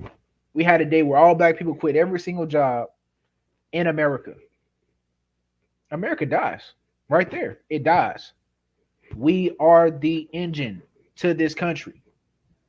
Black and Hispanic people are the engine to this country. Without us, it doesn't run. It doesn't run, family. Sakar, you had a point. I saw you come off mute. Did you have a point, King? No, I was just thinking when you said that, I could just imagine like all them cats in the stock market, like the stock exchange that like, you know, I just how crazy like they it would offer themselves up instantly. They're offering like, themselves. Cats jumping out of 50-story windows type deal. Like, yeah, like check this out. Another thing that may be kind of unfamiliar to the newer generation today. Did y'all see how full her grocery cart was? Oh my goodness, that's a great, excellent point, huh? That's an excellent point. You walk out of Walmart with 7 items to $100. She was still pulling stuff off the shelf. You spend $100 in Walmart buying a pack of diapers, some chicken wings, a thing of toilet tissue. That's $100, bro. If y'all cannot tell, family, this country is already finished. But I'm just giving y'all. This is what the end of the world is gonna look like, family. That's what it's gonna look like. That's gonna be the end of America when they start throwing their change in the streets, like Ezekiel prophesies. The economy is going to crash. It's gonna crash and burn. That's why every time there's a little hint of the stock market crashing, everybody loses their mind. They don't want that to happen, but it's inevitable. It's biblical prophecy, right? Nevertheless, I'll mute. Let's get through this video, family. Hey, drop a 7 if y'all having fun. I'm having fun. I love teaching y'all and teaching the word of God. Y'all drop a 7 in the chat if y'all loving this information. I'm gonna finish it. Let's go. To be a leader in the field. What do you have to sell? Chewing gum or cars? Toothpaste or transportation? Whatever it is, here are millions of prospects. And these prospects are everywhere. Negro customers can no longer be pigeonholed. They cannot be classified as prospects who trade only in certain stores, certain neighborhoods. Today, Negroes shop downtown. They shop in supermarkets. They shop in small neighborhood stores. They'll buy from anyone who wants to sell to them. But we all know that before you can sell to customers, you've got to get to know them. You must understand something about them. What do the Negro customers buy? Why do they buy? How do you sell to them? Let's find out. Let's hear the opinion of men who have spent a lifetime studying the buying habits of customers the world over. Here is what sales psychologists have to say about selling to the Negro. The secret of selling to the Negro is expressed in one word. That word is recognition. Now, there's nothing unusual about that. People want to be recognized. They need recognition. That's basic in all of us. But perhaps because he's had so little of it, the Negro needs even more. He needs to feel important and appreciated. This need is a very real and important one. It shows up even in many of the Negro's shopping habits. Anyone who sells or wants to sell to the Negro customer should know about some of these habits. 3 habits in particular play a big part in every sales transaction. To begin with, most Negroes buy by brand. They ask for products by name. They're quick to turn down off-brands. Do you wonder why? Well, listen to what this customer is thinking. That last hat I bought just didn't hold up at all. You see, for a long time, the Negro has been sold a lot of shoddy, second-class merchandise. So now he asks for name brands in order to make sure he gets his money's worth. I'm sorry, family. This is psychological. It said they have spent lifetimes studying you, black man and black woman. A lifetime. We still do that in the truth. We still shop by name brand, bro. We not going to the store for the Shaq brand of shoes, are we, bro? Let's stop. Let's not BS, bro. You're not going to Walmart and buying those Shaqs, bro. You're not doing that. Even if you get the little white man version of Nikes, you want to get Nike, bro. You want that swoosh. Because for 500 years, we got the scraps. You don't think Esau knows you? What are we doing? You going into Dillard's, bro. You're going to Dillard's. You trying to get some Commune, some Ralph Lauren. Sister, y'all going whatever name brands y'all be wearing. Lululemon. I know you, sister. Y'all be wearing Lululemon. Don't play. Y'all be buying Lululemon. Probably not none of y'all sisters. I ain't gonna lie. Y'all sisters probably don't buy Lululemon. But nevertheless, y'all going to buy name brands. We like nice things. The reason for that is because we ain't never had nothing nice. Esau knows that. That's what he just said. Because they've been fed scraps and given scraps for so long, we want the nice things now that we have the money to buy it. You understand? Go ahead. Oh, Shalaki. Hey, check this out. I would say put a one in the chat if anybody can relate to this. How many of y'all have had an Edomite ask you, or how we say, passive aggressively in a way, say, hey, I was just curious, with a smile on their face. How did you go about, or how did you know, or what do you do? Like, I just wanted to know, I was just curious, when they do that, it's for a reason. It's for another study. They may not be affiliated to a firm or a correlation or a group or anything like that. They genuinely want to figure something out so they can either sabotage it, duplicate it, or tell it to somebody that can do something about what we know that they didn't know. That's why, say for instance, when we come up with something here in America, and then you go to Asia and they replicating it, selling it back to us in cheaper quality. You see what I'm saying? Like, just in that reference, when they're looking at what you are doing or your people was doing, your family is doing, and they say, hey, how did you do that? Where did you get that from? Where do you guys go teach? Where do you guys fellowship? And then next thing you know it, you got the cops or the people, the man or whatever, showing up all of a sudden. Like, yo, They ain't never been around here. What the heck? How they know we could somebody? Hey, that was a nice. He wasn't a bad person. He was just genuinely asking. He was just nice. No, that's how they infiltrate us. Huh? That's how they infiltrate our movements and get. You know what I mean? We too open with information, family. This is why I'm not telling no Edomite where I'm keeping the feast at. This is why we don't let heathens in our congregations or our feast, family. This is what I'm saying. And Lululemon was bad. I should have said Steve Madden or Coach. That would have been better for the sisters. Lululemon is kind of on the Edomitic side of things, but it is a growing popular brand for women, right? I should have said Coach and Steve Madden. Y'all sisters know what Coach is and Steve Madden. Y'all know what that is. I know y'all know what Coach is. For sure. I know y'all know. Okay, the sister said rewind to United States of Commerce. All right, let's rewind a little bit. Hey, some of the elder sisters in our chat. Let me not say elder. Sisters still be kind of sensitive about their age. Some of our mothers in the chat, right? They shopped at Steve Madden. See? That's to say yes. Patricia said yes. They know what time it is. They know exactly what time it is. All right, let me rewind, real quick. Let me rewind. Let's go back. Sure, the brothers used to shop at Boss. You did? Hugo Boss, no cap. Hugo Boss is still popular. Hugo Boss still popular, bro. The brothers is not removed from this conversation. Oh, my bad, sister. That's a Coach. Salakia. Your brother Ashaya stands corrected. Forgive me.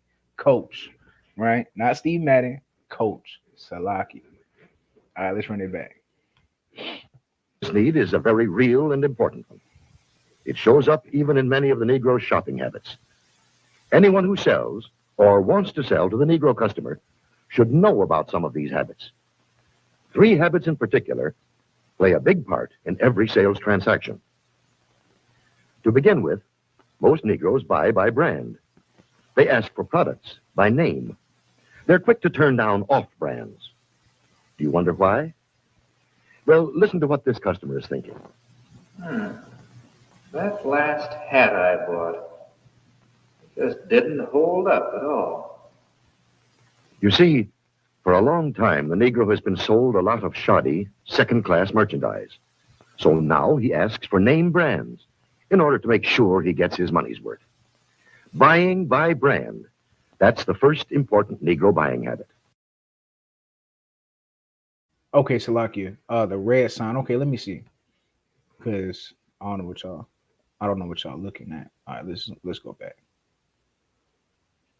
The red sign. Because I think Cherish said something about the sign earlier as well. Let me rewind a little bit. I don't want to be here on this all day though, because Israel. Oh, okay, this is what y'all want. Okay, boom. Y'all talking about this right here? Hear this story from the Secretary of Commerce.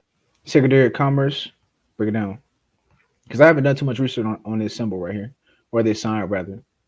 The Department of Commerce. I know it's the eagle up there, which is a symbol for Esau. I know that for a facto.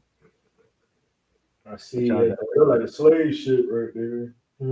Yeah, that do look like the Mayflower. Yeah. And no, sis, you gotta start, sis. Aaliyah, let me hip you to something, bro. Don't send your information to the main email. Send it to mine. I'm the one that goes and researches the stuff. So send it to me. Your email that you got on the Black Laws, the 10 tribe information, send it to me and I'll go over it. Because Iram and Rata, they be busy. Very busy guys. So send it to me and I'll look over the information you be sending us. The Shire144K Gmail. Send it to me. But no, I'm not familiar with Black Laws. I'm familiar with the name, the idea, but I'm not familiar with what they are exactly. So you have to send me that information. And then we could probably revisit this once I look over the information. Send it to my email. I'll look over it for sure. And then we'll come back to this video and go back on it when I get enlightened. Because I currently am ignorant. But Angel, yeah, I think that is the Mayflower, which we know was used to transport a lot of the slaves. For sure. But nevertheless, let's move forward.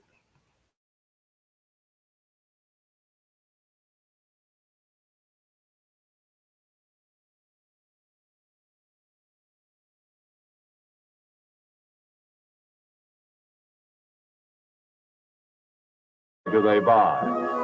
How do you sell to them? Let's find out. Let's hear the opinion of men who have spent a lifetime studying the buying habits of customers the world over. Here is what sales psychologists have to say about selling to the Negro. The secret of selling to the Negro is expressed in one word. That word is recognition. Now, there's nothing unusual about that. People want to be recognized. They need recognition. That's basic in all of us. But perhaps because he's had so little of it, the Negro needs even more. He needs to feel important and appreciated. This need is a very real and important one. It shows up even in many of the Negro's shopping habits.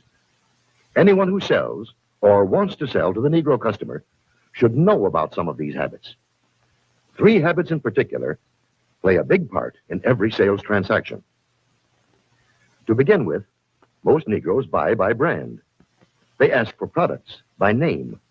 They're quick to turn down off brands. Do you wonder why? Well, listen to what this customer is thinking. That last hat I bought just didn't hold up at all. You see, for a long time, the Negro has been sold a lot of shoddy, second-class merchandise. So now he asks for name brands in order to make sure he gets his money's worth. Buying by brand, that's the first important Negro buying habit. Now for the second. The Negro buys good quality merchandise. Symbols of quality and prestige are very important to the Negro customer. This woman, for example, is buying fine crystalware. But she is also buying the admiration and approval of her friends and relatives. Listen to her thoughts. My, isn't it beautiful? I can hardly wait to show it to Sally and Joan. It's a well-known fact that many Negro customers are influenced by the opinions of others. What their friends may think of a certain item often decides whether or not the sale is made. So remember, the Negro buys quality merchandise. That's the second important point. And here's the third thing to remember when selling to a Negro customer. When he specifically asks for one thing, don't try to sell him something else. Don't try to switch him at the point of sale. If you do, he'll probably react something like this. Doesn't he think I've got the money to pay for it? There's a reason for this reaction. Again, because he's had experience with cheap merchandise, the Negro resents being offered a substitute. He wants to be sold on quality, not price. The Negro buys by brand, he buys quality, and he doesn't like to be switched at point of sale. These are the keys to selling the Negro customer. Another point. The Negro family does things together, as a group. The family works as a unit. It lives as a unit, and it buys as a unit. When you sell to one member, you many times sell to all. It's also true that many places of entertainment are still closed to the Negro. So he spends more of his money for the things that are available to him, often for items that are considered luxuries. Another trait of the Negro market is the fact that it is a pre-sold market. We know that the Negro buys by brand, and he buys the brands that he knows something about. Where does the Negro buyer get this information? We know that Negro customers are turning more and more to the publications that are tailored specifically to their needs, that give them the news and the information that they want to read about. Many leading businessmen and companies already know this.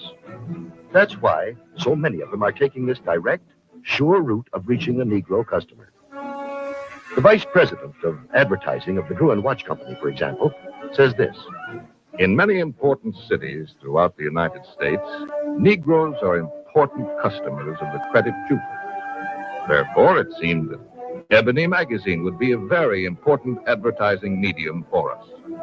We would say it was very well received, and from our viewpoint, a very successful campaign. From the Remington Rand Company comes this statement.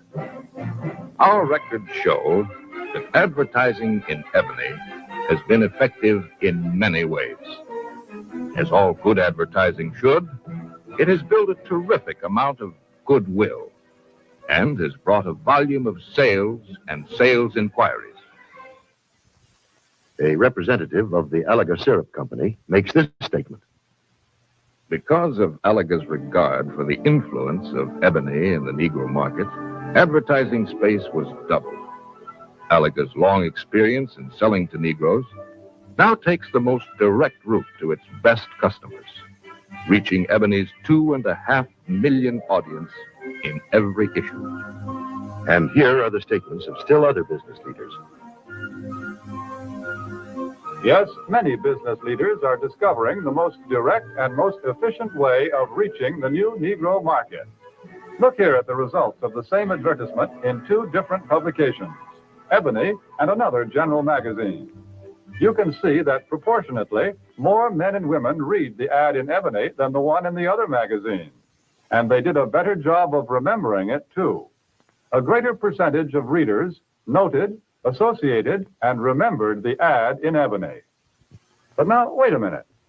If the Negro market is so big and easy to reach, why aren't more companies going out after it? Well, often because of the feeling that there's something entirely different, unusual about selling to the Negro. But is it really so different? What do salesmen say? The successful salesmen who do a good job of selling in Negro communities. How do you go about getting the order? How do I get the order? Well, to tell you the truth, I don't do anything. Anything different, that is. I've been calling on these accounts long enough to know that the Negro just wants to be treated like everybody else. No matter who you're calling on, a little friendliness and courtesy help a lot. But naturally, anybody resents being patronized or talked down to. So I usually call a man Mr. Brown, Mr. Smith, or Mr. whatever his name is, until he tells me to call him by his first name. And of course, I always stick to business. I stay away from talk about race or religion or politics. That goes for talk about Negro celebrities, too. You know, this business about what good prize fighters and singers the Negroes are. Who cares? When a guy's in business, no matter what color his skin is, he's interested in making a living, in making money. That's uppermost in his mind. I guess maybe what I'm saying is that I try to help any way I can, sometimes with displays or ad materials, or an idea once in a while. The important thing is that if it helps push sales for the dealer, it helps push them for me, too. Handle the Negro account just like any of your others. Don't patronize. Stick to business. Get interested in the account. Pitch in and help any way you can. Sounds like pretty good sales advice. That's the secret of selling the Negro. Well, how about it? What do you think of this new market? It can open new outlets for you. And that's the end on that, family. So, what do you guys think of it? What do y'all think about this market? That Esau, that short film is very amazing to me, very amazing to me, and that Esau. Remember, family, that is 1954. It's 2024. Imagine how much more data they have gotten on Black and Hispanic people since 1954. Now it's worse. We got social media now. You go ahead, Shaquat. I'm gonna get this set up for going in on Kamala. That's about as powerful. That is about as powerful as the Willie Lynch letter, which I think everybody should be in tune with. It's on Audible too, so if you don't feel like reading, you can listen to it. It's not that long of a book. But what I really wanted to say is I pay attention to detail. And a lot of, a few of my friends, many people that I know that's close to me know that when people talk to me, I tend to listen literally word for word. And I don't know if anybody noticed, but if you have, put a one in the chat. If you notice, remember I was talking about the passive aggressive thing, and this time I'm talking about the narrator. The narrator sounded like, "Hey, I come in innocent, giving y'all this information that y'all didn't know." But as he was talking, did y'all notice when after the scene where the man was buying the hats, when it went to the children sitting there, did you notice that he referred to families as it, like we were a substance or we were something other than human? It's like it, that's called a microaggression. Microaggression, correct. Microaggression. And when people are talking to you, you have to listen to these things because they can't hide that. Actually, it's not even natural to hide your inner aggression or inner microaggression. You can't. No matter how you word it, it's gonna come out a certain way. And then the crazy part is you don't hear it when it's coming out your mouth. So he when it comes to them, they don't say it like it buys like this or it likes it like what the really. So another thing, like I tell my people when it comes to my children, I don't call my children kid because kid is a baby goat. Yes, it's an animal. They refer to us as animals. So hey, how's your kid? But with them, how's your child? So I say children. Even in the Bible, the Most High in Christ refers to us as children, the children of God, the chosen children, not the chosen kid. You know what I mean? And I just put that out there for the world to see my perspective on that. I mean, everybody has their opinion, but I come with the facts. But yeah. God, to my brother's point, that's a microaggression. The way it was very subtle. That's why the brother said, "Did you catch that?" When he said it, them, like making it seem like an item instead of a human being. And this is the subconscious how the white man views the so-called black and Hispanic subconsciously. Because a lot of times that microaggression, which can turn into an actual aggression, doesn't come out until you start asking these questions. When you start questioning them about this short film, when you start asking them questions about this and race and questions about racism, then those microaggressions start. Then that's when you start getting the white people say, "Well, get over it. It was 400. It was 500 years ago. Look at what you have now. You have all of the opportunities that I have now, bro. Give me a break. Give me a break." Those are microaggressions, right? The definition of a microaggression: a statement, action, or incident regarded as an instance of indirect, subtle, or unintentional discrimination against members of a marginalized group, such as a racial or ethnic minority. Again, family, the context of that short film is that this was filmed in 1954. At that time, black people were a minority. We were a minority at this time. Now, white people are becoming a minority, and the blacks and Hispanics are becoming a majority in America, because that's what happens in captivity. Didn't it say as the oppression increase that we multiply? Give me that in Exodus real quick. Go to Exodus 2 or Exodus 1 rather, real quick. Go to Exodus 1 and verse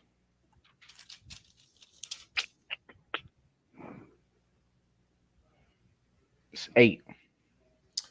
Actually, go to verse 7. Exodus 1 and 7. Khan, it's the book of Exodus, chapter 1, verse 7. And the children of Israel were fruitful and increased abundantly and multiplied and waxed exceedingly mighty, and the land was filled with them. Now jump to verse 12. Verse 12. But the more they afflicted them, the more they multiplied and grew, and they were grieved because the children of Israel. As time goes on, we just keep getting more and more in captivity. That's what happens. You go harder on us, we make more children. Our nation grows in captivity, bro. So now this is another fear of Esau. They're becoming a minority now in America. Literally, when you look at the numbers, the censuses, the Caucasians are becoming the minority in America. They're becoming a minority. They're scared of their race being eradicated. They're afraid. This is why you see a rise in aggressions towards black people, police brutality, right? Policies. They put policies in place that are oppositional to us and our race. You understand? Because they're afraid. And they've been afraid. And now, due to the increase in knowledge, wisdom, and understanding in the earth, they're afraid of our minds too, more than ever. Now, this is why you see, let me hit y'all with a spiritual gem, right? This is why you have a rise in Christian apologists now. Ever since the rise in the Hebrew Israelite movement, and you seeing brothers out there on the street corners, 10 years ago, 12 years ago, you did not see no Christians on the street teaching the way they do now. The only reason they're out there is because of us. Don't let them rock you to sleep. The only reason they are out there, you have to know your history, family. We read that earlier. Every single time there is a rise in black consciousness, the Black Panther movement, the Brown Berets, the Civil Rights movement, white people have to be implanted and implant our own people into our movements, aka the Judas Project. They have to put a Judas into our movement to destroy it. But unfortunately, this movement is Judas proof. You can't put a Judas in this because this is of God. You can't fight against this because it's not of our own selves. I wasn't born and was raised up to want to teach on the street. No, the Holy Spirit hopped on me. The same with this brother and the same with the brother underneath me to go out and preach this word. This is of God. This ain't of us. We're not doing this of our own accord. If brothers was in our carnality, we would want to be in the house. We don't want to go risk our lives on a corner to preach the word of God to people who don't even want to hear us, and we know the Bible says don't want to hear us. What? That's crazy. But it's the Holy Spirit that has us doing that. Right? So this is why you got brothers like God Logic, Vocab Malone, and many other, Sam Shimon, all these Christian apologists who are coming out of the woodworks now, and they are directly targeting the Hebrew Israelite, the Black Hebrew Israelite movement, they call it. And that's a microaggression in itself. To call us Black Hebrew Israelites, that's a microaggression. That's racist. Black Hebrew Israelite is a racist label. I'm not black. My hoodie is black. I'm obviously brown. Why are you still calling me black? That's racist. You got to understand that these Christian apologists carry Christianity, which is a white supremacist doctrine. Christianity teaches white supremacy. So don't be surprised that they're still calling you black Hebrew Israelites.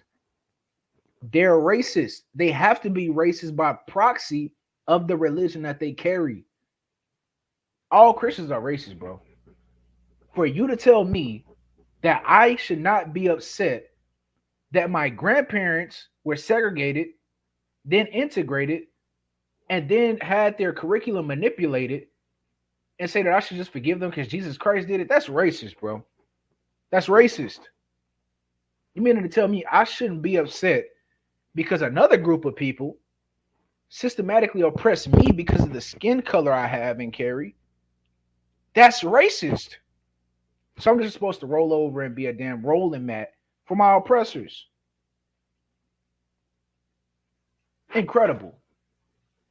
But I'm not going to stay here. We're going to segue, right? We've been on this thing almost 2 hours. Let's get to Kamala. Kamala Harris hates black people, family. I'm just going to call a spade a spade. Kamala Harris hates black folks. And she looks at you as peasants. Simple as that. Sister Aaliyah and some of the other sisters was on the main channel class last night. Bro, Kamala Harris, we're going to get to it. Let me not. Sister Aaliyah already know what time it is. She hates you. She hates you. I'm finna expose Kamala real quick, right? Let me pull up this video. Let me show y'all something about Kamala Harris. Kamala. Her name not even black, bro. What is Kamala? I don't know not one black Kamala, bro. Give me a break. I'm sorry. I had to I know Veronica without a Kamala. Give me a break, bro. Kamala. It's like saying I know a black Tanner. Give me a break, bro. Give me a break. Any of y'all brothers know a black Tanner? Hey, your homeboy that's name was Tanner? He wasn't a homeboy, but actually I knew a black. God, I stand corrected. Funny. I stand corrected. Hey, that's ironic. That is funny. I wasn't homeboys with him. I just knew his name was Tanner. Like, bro, that's crazy. And how did he act? He was definitely indoctrinated with. He was westernized. That boy is whitewashed. That boy is a chocolate-covered Edomite. That brother was a chocolate-covered Edomite. That's my point. Who know a black Tanner with a black aesthetic, black personality named Tanner, bro? Give me a break. Both his parents Israelites, who was one off, one on. How did that work? You said what, King? Was he mixed or was he full black? Nah. Like, man, it was crazy because like I grew up in the valley, like in LA. I grew up in the valley, and then when my mom she got a little promotion at her job, I ended up moving to the Santa Clarita Valley. So that was like my first like introduction to like really being a minority at that time. It really wasn't too many like black and Hispanic. It was majority Caucasian, whites, and just through the course of going through high school out there, he was his name was Tanner. I don't remember like his last name and nothing like that. I just remember his name was Tanner. But like I said, they was already like you said, a chocolate covered Edomite, man, before I even knew like or came into the knowledge. So exactly, bro. Funny. Well, both his parents was Israelites, or yeah. Both his parents were Israelites, and his name was just Tanner.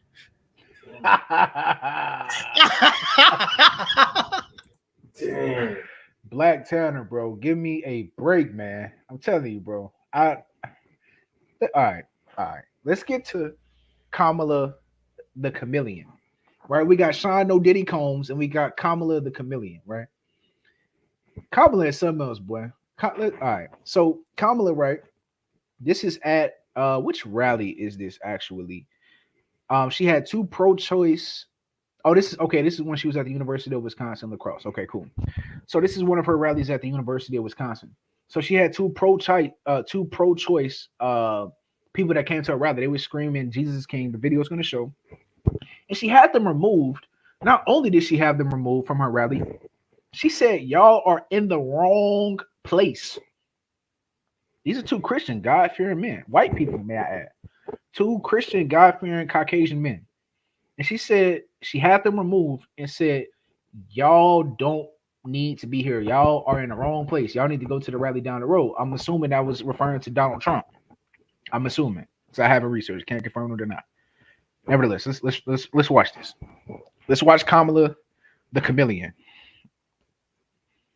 We remember Donald Trump hand-selected 3 members of the United States Supreme Court with the intention that they would undo the protections of Roe v. Wade, and they did as he intended. Oh, you guys are at the wrong rally. Whoa, you guys are at the wrong. Hey, she's not reading off a teleprompter, family. This is her thoughts. This is not a teleprompter. This is her. She's looking at them and saying, y'all are in the wrong place. Let's go.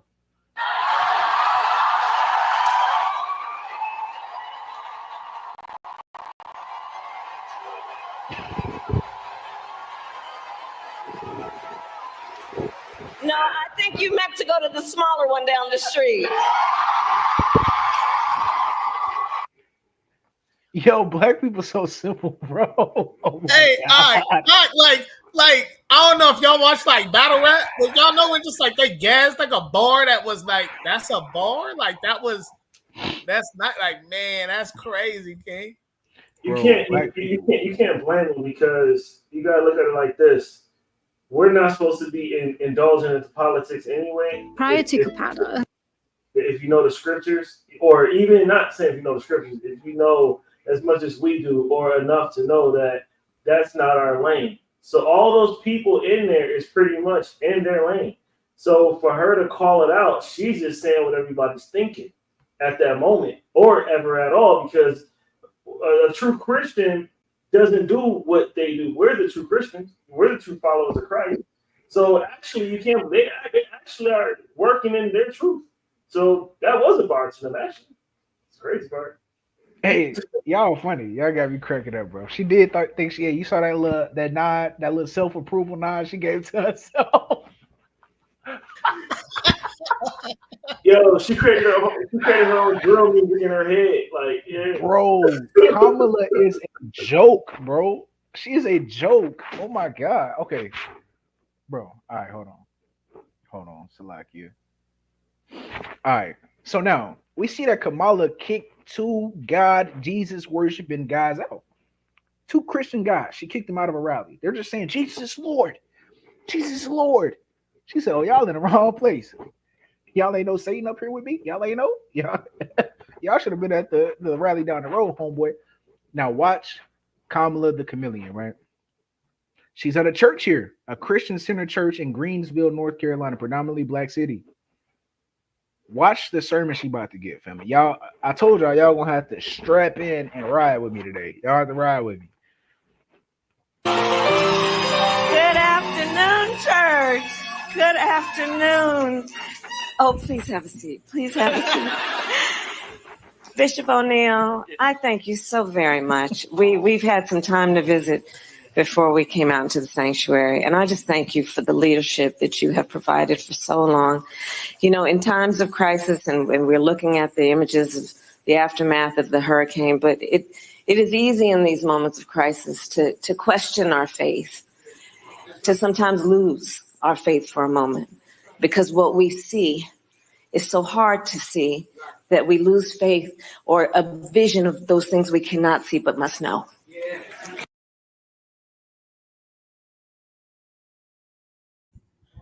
You muted. Salakia, y'all muted. Salakia, what the hell does that mean, family? What the hell does that even mean? Hold on, let's read it back.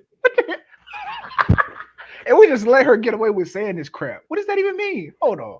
For a moment, because what we see is so hard to see that we lose faith. What we see is so hard to see, we lose or a faith. Vision of those things we cannot see but must know. A vision of those things we can. Hold on. She said that before. This is her pitch. This is her speech that she always says. She's just saying it again right now. It sounds like she's butchering Hebrews 11:1. Huh? Like she she had it in her head and she was gonna say it, and then it just left. So she's like, I just can't see it. Like, hold on, bro. Hold on. Let's run it back one more time. Cause what? A brain part at its finest. She got dementia like Sleepy Joe. That we lose faith or a vision of those things we cannot see but must know. And you are such a leader in all of those ways. And I thank you. I'm honored to be with you. I'm honored to be with you. I'm honored to be with you. Thank you. And KCC family, thank you for welcoming me today. Thank you. And thank you for the opportunity to allow me to worship with you. It does my heart and soul good.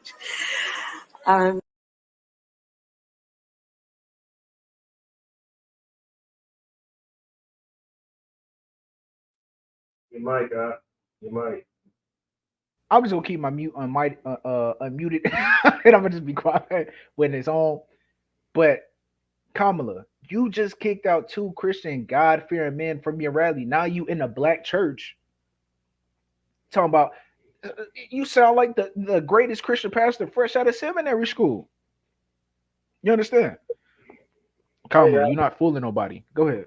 Yeah, check this out. And here's another thing. If she messed up that bad, now there was I think it was a rally before, or she was on an interview, and she was saying that when her mom, when they moved to Cali, they grew up in a Christian church in Cali. I forgot, she named the street, whatever. I don't even know if it's real. But why didn't she go back to that one? You know what I mean? She just went to a random one because she just said we were just in the back chopping it up like they just met, and now she's saying all the years, like, man, we read through you like clear water, man. Kamala is full of horse manure. Let's keep going. What? But listen to the sermon she finna give though. Watch her. Peep game. So Scripture teaches us, let us not become weary in doing good, for at the proper time we will reap a harvest if we do not give up. Don't this sound like the smoothest Christian pastor ever known to man, bro? Kamala, you not slick. You trying to appeal to the black, what's the word I want to use? The black religious disposition. You're trying to appeal to the black religious disposition, bro. That's why she's talking like this. Because I'm gonna pull up another film when she was talking to our 10 tribe brothers, and I'm gonna show y'all something. Kamala, you're full of ish. You're full of horse manure. All right, I'm gonna let this play. Keep slaving. Yeah, don't give up. Keep allowing yourself to be oppressed. Keep being oppressed. Right? And then think when you get there, we're gonna change the slavery momentum. Come on, bro. Full of horse manure. So I first encountered the words of Galatians as a young girl at 23rd Avenue Church of God in Oakland, California, which is where I sang in the children's choir, and first learned the teachings of the Bible. My earliest memories of those teachings are about a loving God. A God who asks us to speak up for those who cannot speak for themselves, to defend the rights of the poor and the needy. And so at an early age, I learned that faith is a verb. It is something we show in action and in service. And we show it by heeding the words of my pastor, who Bishop spoke with yesterday, Reverend Dr. Amos C. Brown, who often invokes the words that we all know. One must do justice, love mercy, and walk humbly with our God. That truth is important. He's not your God, Kamala. He's not your God. What? What? Kamala, are you kidding me? You don't even read the Bible, Kamala. You see how she tried to appeal to black people again? I sung in the children's choir. White people don't be singing in no children's choirs. Black people do that. You see how she tried to throw that in there? She just slid that in there real smooth, and I sung in the children's choir. See that? She's not slick, bro. Go ahead, Shaquat. Hey, real quick, real short. Again, I'm gonna pull this out. My favorite, one of my favorite scriptures. So since we know that she's not Israelite, she's not black. You know what I mean? I did a video on that on my BOW Dallas channel about her. It has her ancestry into it, and Irish is in there. But I stopped there. But Joel 2:27, And ye shall know that I am in the midst of Israel, and that I am the Lord your God, and none else, and my people should never be ashamed. Mm-hmm. Cut. You're cut. Cut. Sister, you are an Elamite. You are an East Indian. You go back to the Persians, sweetheart. You're an Elamite. You're a heathen. The God of the Bible is not your God, sweetie. He's the God of the Israelites. Now, right, I wanted to show y'all that, though, how she get down, right? Let me show y'all this now. Show y'all this, man. Kamala, the damn chameleon, bro. Kamala's a chameleon. Let me show you something. And everybody can see it, right? Everybody can see it. Watch this. Kamala Harris puts on fake Latina accent to attract Hispanic voters. Can't make this up. Y'all heard how she was talking. She was talking real Southern. She's talking real Southern in that last video when she was giving that sermon. Watch this. In the United States, Vice President Kamala Harris recently addressed the Hispanic community in Washington, D.C.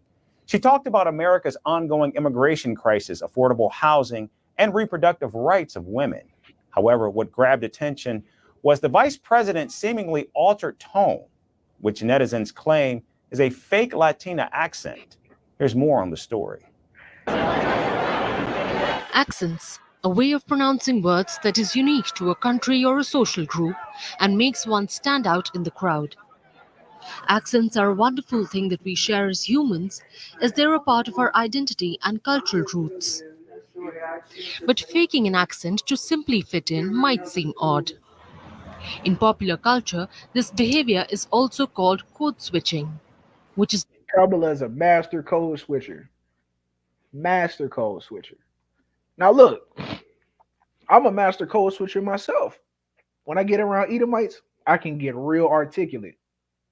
And when I get around my guys, I can relax and I can use my ebonics. But I'm not doing it for personal gain and wickedness. You understand? All right, let me let this. Let's watch it. I'm going to let it play. It's now proving to be troublesome for U.S. Vice President Kamala Harris. On Wednesday, the Democratic presidential nominee addressed the Congressional Hispanic Caucus Institute Leadership Conference in Washington, D.C. She talked about America's housing crisis, their broken immigration system, Social Security, and Medicare. We will build together millions of new homes and give first-time home buyers. However, what caught people's attention was her accent that people said was not her usual voice. So many friends. I love you back. I want to recognize Chair Barragan. Where are you, my dear friend? This video has now gone viral on social media and has been viewed more than 3 million times. Netizens say Kamala Harris put on a fake Latina accent to make herself appealable to the Hispanic community. All right, hold on, family. Salaki. That was right. Let me run it back real quick. Let me run it back. I know y'all caught that, but hold on. Peep game. That's why I call her Kamala the chameleon, bro. Peep game. Hold on, I think it's right here where she actually... First-time home buyers. Wednesday, the Democratic presidential nominee addressed the Congressional Hispanic Caucus Institute Leadership Conference in Washington, D.C.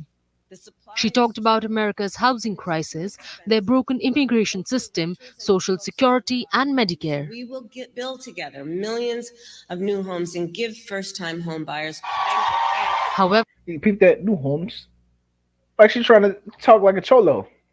She thinks she's slick, bro. We peep, Kamala.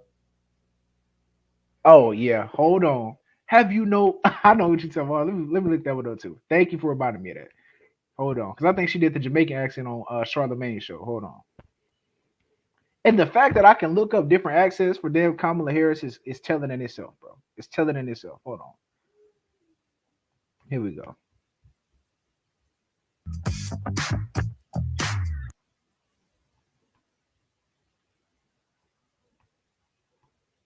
Smash subscribe. Love ya. Have you no empathy, man?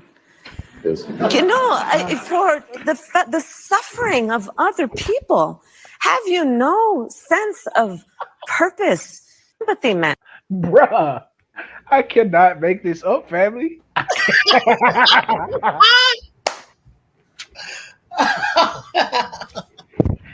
Bro, yo, family, send this to y'all family members, bro. As you know, time, Mark.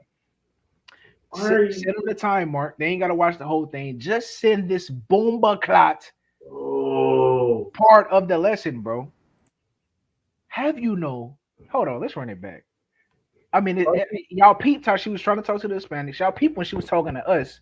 Now she, I mean, just real country with it. Then she went to Latina.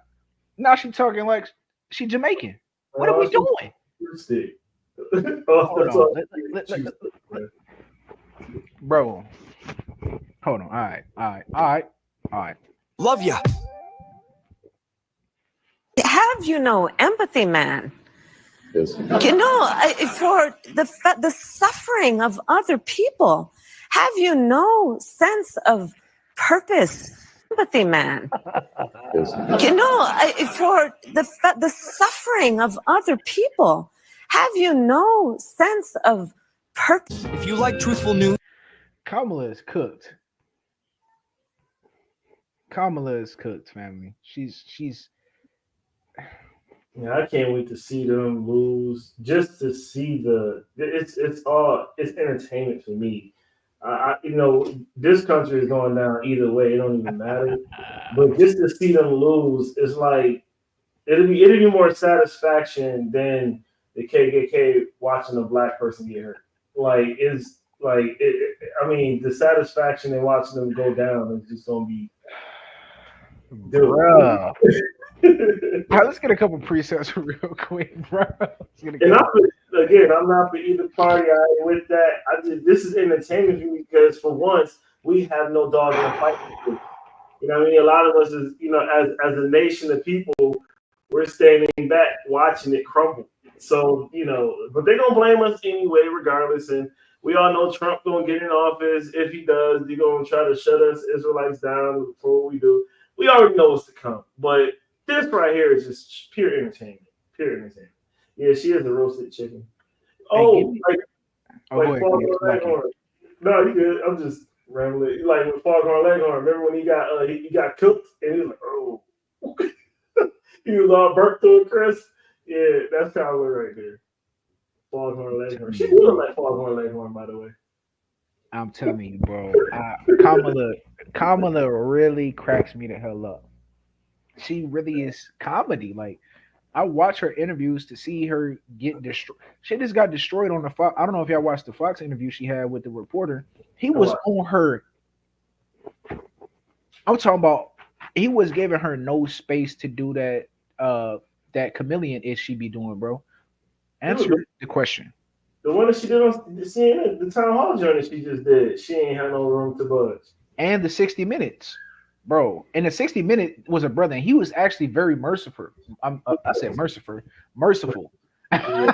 He was very merciful, and she had no answers for the brother. I mean, it's very simple, man. She's cooked. We don't watch her cook. Now she cooked. Give me Matthew 24:11, man. Matthew 24:11. This is what we gotta understand, Saints. Let's get some precepts real quick, right? Let's get some precepts. This is what we gotta understand about the last days, bro. This is what we have to understand about the last days. We living in it. Matthew 24:11, and then jump to 24 as well. After that, after you get 11. Oh, go ahead. You about to put it up on the screen, King, or not? You good? No. Okay. Go ahead, Squad. You got it. You can bring it up. All right, huh? Matthew 24, verse 11. And many false prophets shall rise and shall deceive many. And because iniquity shall abound, the love of many shall wax cold. Jump to verse 24. 24, yeah. Matthew 24, verse 24. For there shall rise false Christs and false prophets, and shall show great signs and wonders, and so much that if it were possible, they shall deceive the very elect. So if it was possible, meaning that we are not going to be deceived by. That's why we sit here laughing at her. You know how many people are actually fully persuaded that Kamala is going to actually make a change? A change in our community or a change in America. I have an auntie who is diehard about Kamala Harris. Like she's going to do anything different for us. No president is ever going to change our condition. The only person that can change our condition is Yahweh Shah. That is it. That's the only man that is going to come and reverse the condition that we are in currently. It's the only one. He is the one that's going to set us in our places. Go to Deuteronomy. Deuteronomy, I think I'm on 32. Go to Deuteronomy 32. And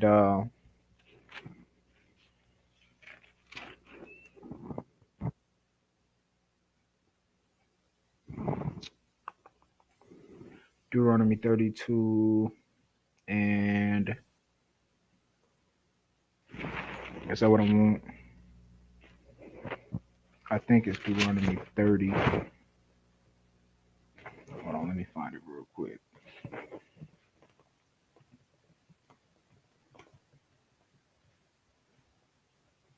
All right, here we go. All right, give me Jeremiah 30 and 3.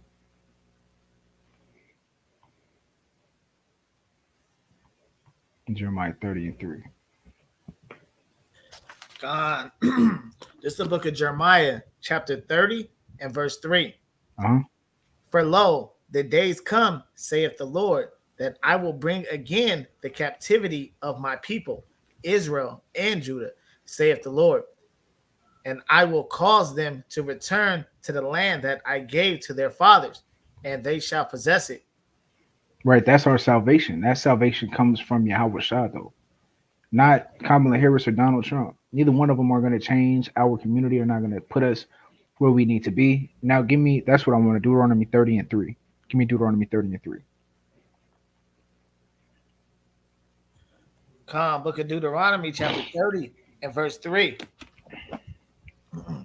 Then, that then the Lord thy God will turn thy captivity and have compassion upon thee, and will return and gather thee from all the nations whither the Lord thy God have scattered thee. And this is what black people ultimately are looking for psychologically. Subconsciously, black people are looking for a savior.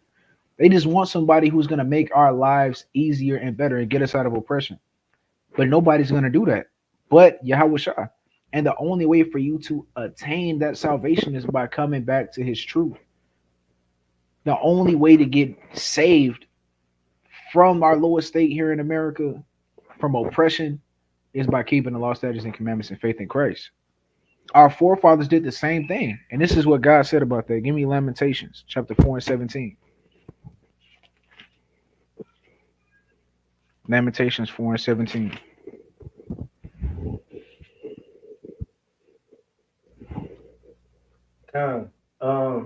Lamentations 4:17.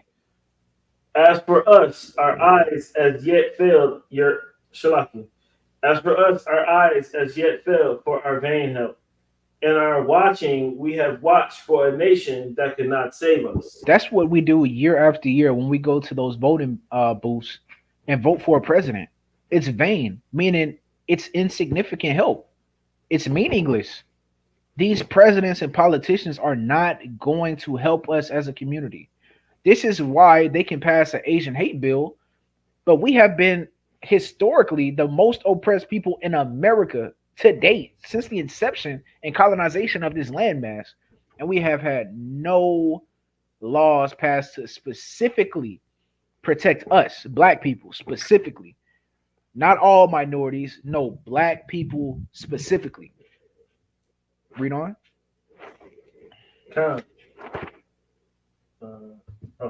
Verse 18. They hunt our steps that we cannot go in our streets. Our end is near, our days are fulfilled, for our end is come. Read on. Our persecutors are swifter than the eagles of the heaven. They pursued us upon the mountains. They laid wait for us in the wilderness. And what is that laying in wait? We heard that in a documentary. They put cameras everywhere to watch us. They study us. They have cameras all on it. They got cameras in trees. They got the robo birds, the robo pigeons, right, that fly in the sky. They're satellites, satellite technology, right? They do everything in their power to watch us and lay in wait to destroy us. That whole documentary that we watched earlier was Esau telling us that they have studied how to destroy us. That's just in business and marketing. We're not talking about in medicine. The medications they prescribe to us, the certain medical treatments they prescribe to black people specifically that they wouldn't do to a white person. They lie in wait to destroy us as a people. And us going to a voting booth is not going to change that reality for us. The only way to change and reshape our reality is coming back to the law, statutes, and commandments through Christ. That's it. There is no other way out of here. We've tried it all. Marcus Garvey, he tried it. Malcolm X, he tried it. Martin Luther King, he tried it. We've had hundreds. If it was going to happen, it would have happened with one of those brothers. If a revolution was going to take place, it would have been then when we actually cared about each other. Now, you can't pay a black person to care about another black person. You can't give them an amount of money. Completely destroyed. At least at that time, we had some sense of solidarity amongst one another. We understood that we all had a common enemy. You can't tell a person that the white man is the enemy. No, you can't tell them that. They are not trying to hear that. You are wrong. You are a racist bigot. In the 60s, right? Not too long ago, we all understood that we had a common enemy. Everybody, our communities understood the white man is our enemy. He's hosing us down in the streets. They're sicking dogs on us. When we go to sit in at a restaurant, they're throwing hot coffee in our face. We understood we have an enemy. Now we have been pacified. We've been pacified now. Now we don't know who our enemy is. We can't see straight. Give me a gift destroyed the heart. Proverbs. You mean Ecclesiastes 7:7? Is that one? Yes. The what? Ecclesiastes. I got you. This is the book of Ecclesiastes, chapter 7, verse 7. Surely oppression maketh a wise man mad, and a gift destroyeth the heart. And that's what they've done. A gift is what they've been doing to pacify us. Give us stimulus checks, give us food stamps, give us WIC, Salakia. Give us all this government assistance, give us social media, give us damn what's that clothing brand called? Not Sheen, but a sister helped me out. The one that all of the women celebrities be wearing, the clothing brand. I can't remember the name. But they give us all of these things to pacify us, to make us feel comfortable in America. Right? They give us overtime on the weekends. Right? They teach us in school that you have the same opportunities as everybody else. Fashion Nova. Thank you, Sister Barb. Fashion Nova. They give us Fashion Nova to pacify us in this land. Fashion Nova. Cheap clothing to pacify us, man. This is what we have come to as a community. And this is why we have to put in overtime in our communities and teaching our people and showing them, not only teaching them, but showing them by example how to live and be as a Hebrew Israelite. Brothers had anything? Yeah, I got a preset King for your saying pretty like the only thing that's going to heal us and as a nation is the Most High God's word. This is Psalms 107, and I guess I'll start at verse 19 and read down. Verse 19. Then they cry unto the Lord in their trouble, and He saveth them out of their distresses.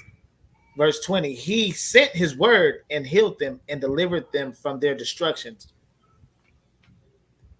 Come. So, in the Wisdom of Solomon, roughly paraphrasing, I believe the 16th chapter, the 19th chapter said it was neither herb nor mollifying plaster that restored them to health, but thy word, O God. Actually, give me that. Give me Wisdom of Solomon. Wisdom of Solomon 19. Salaki, Wisdom of Solomon 16 and 12.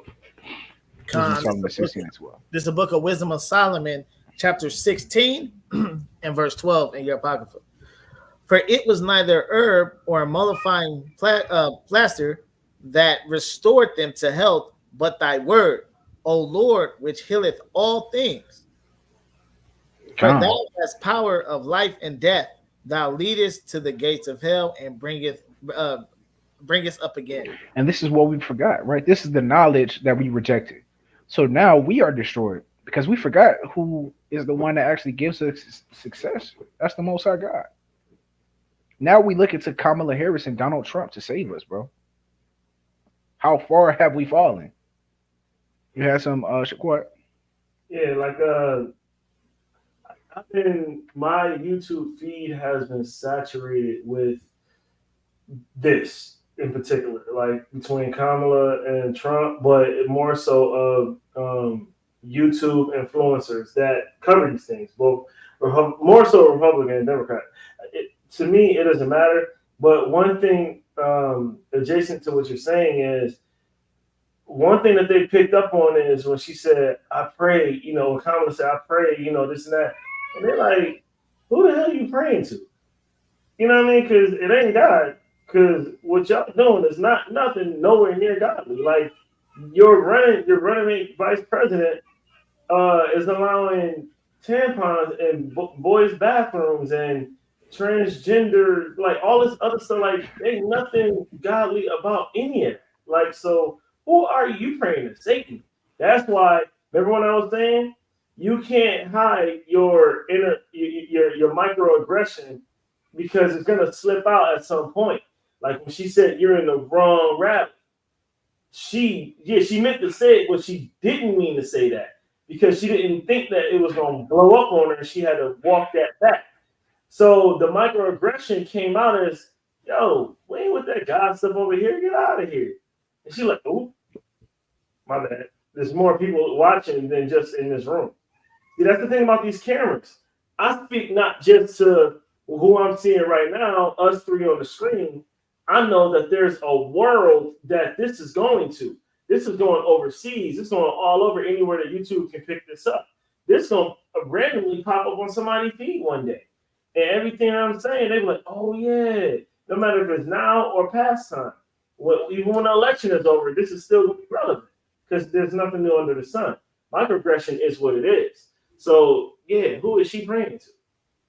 Only many know it. It ain't our Most High. That's for sure. So like, yeah, so I pulled up this patois Bible that Aaliyah told me to pull up, bro. This is crazy. And I can't help but read it in our Southern Kingdom brothers' voice. Matthew, Mark, Luke, John, Acts, Roman, Corinthians,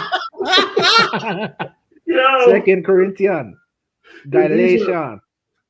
I just can't. Yo, this is crazy. Bro, this Matthew 1:1. What's the why? Bro, this is bro. It says this a Jesus Father them go back. Jesus them come from David and Ibrahim family. Oh, that's damn. I can't. Ibrahim did Isaac father. Isaac father. Okay. I'm learning as I go. Maybe I just need to read the Patois Bible to learn Patois.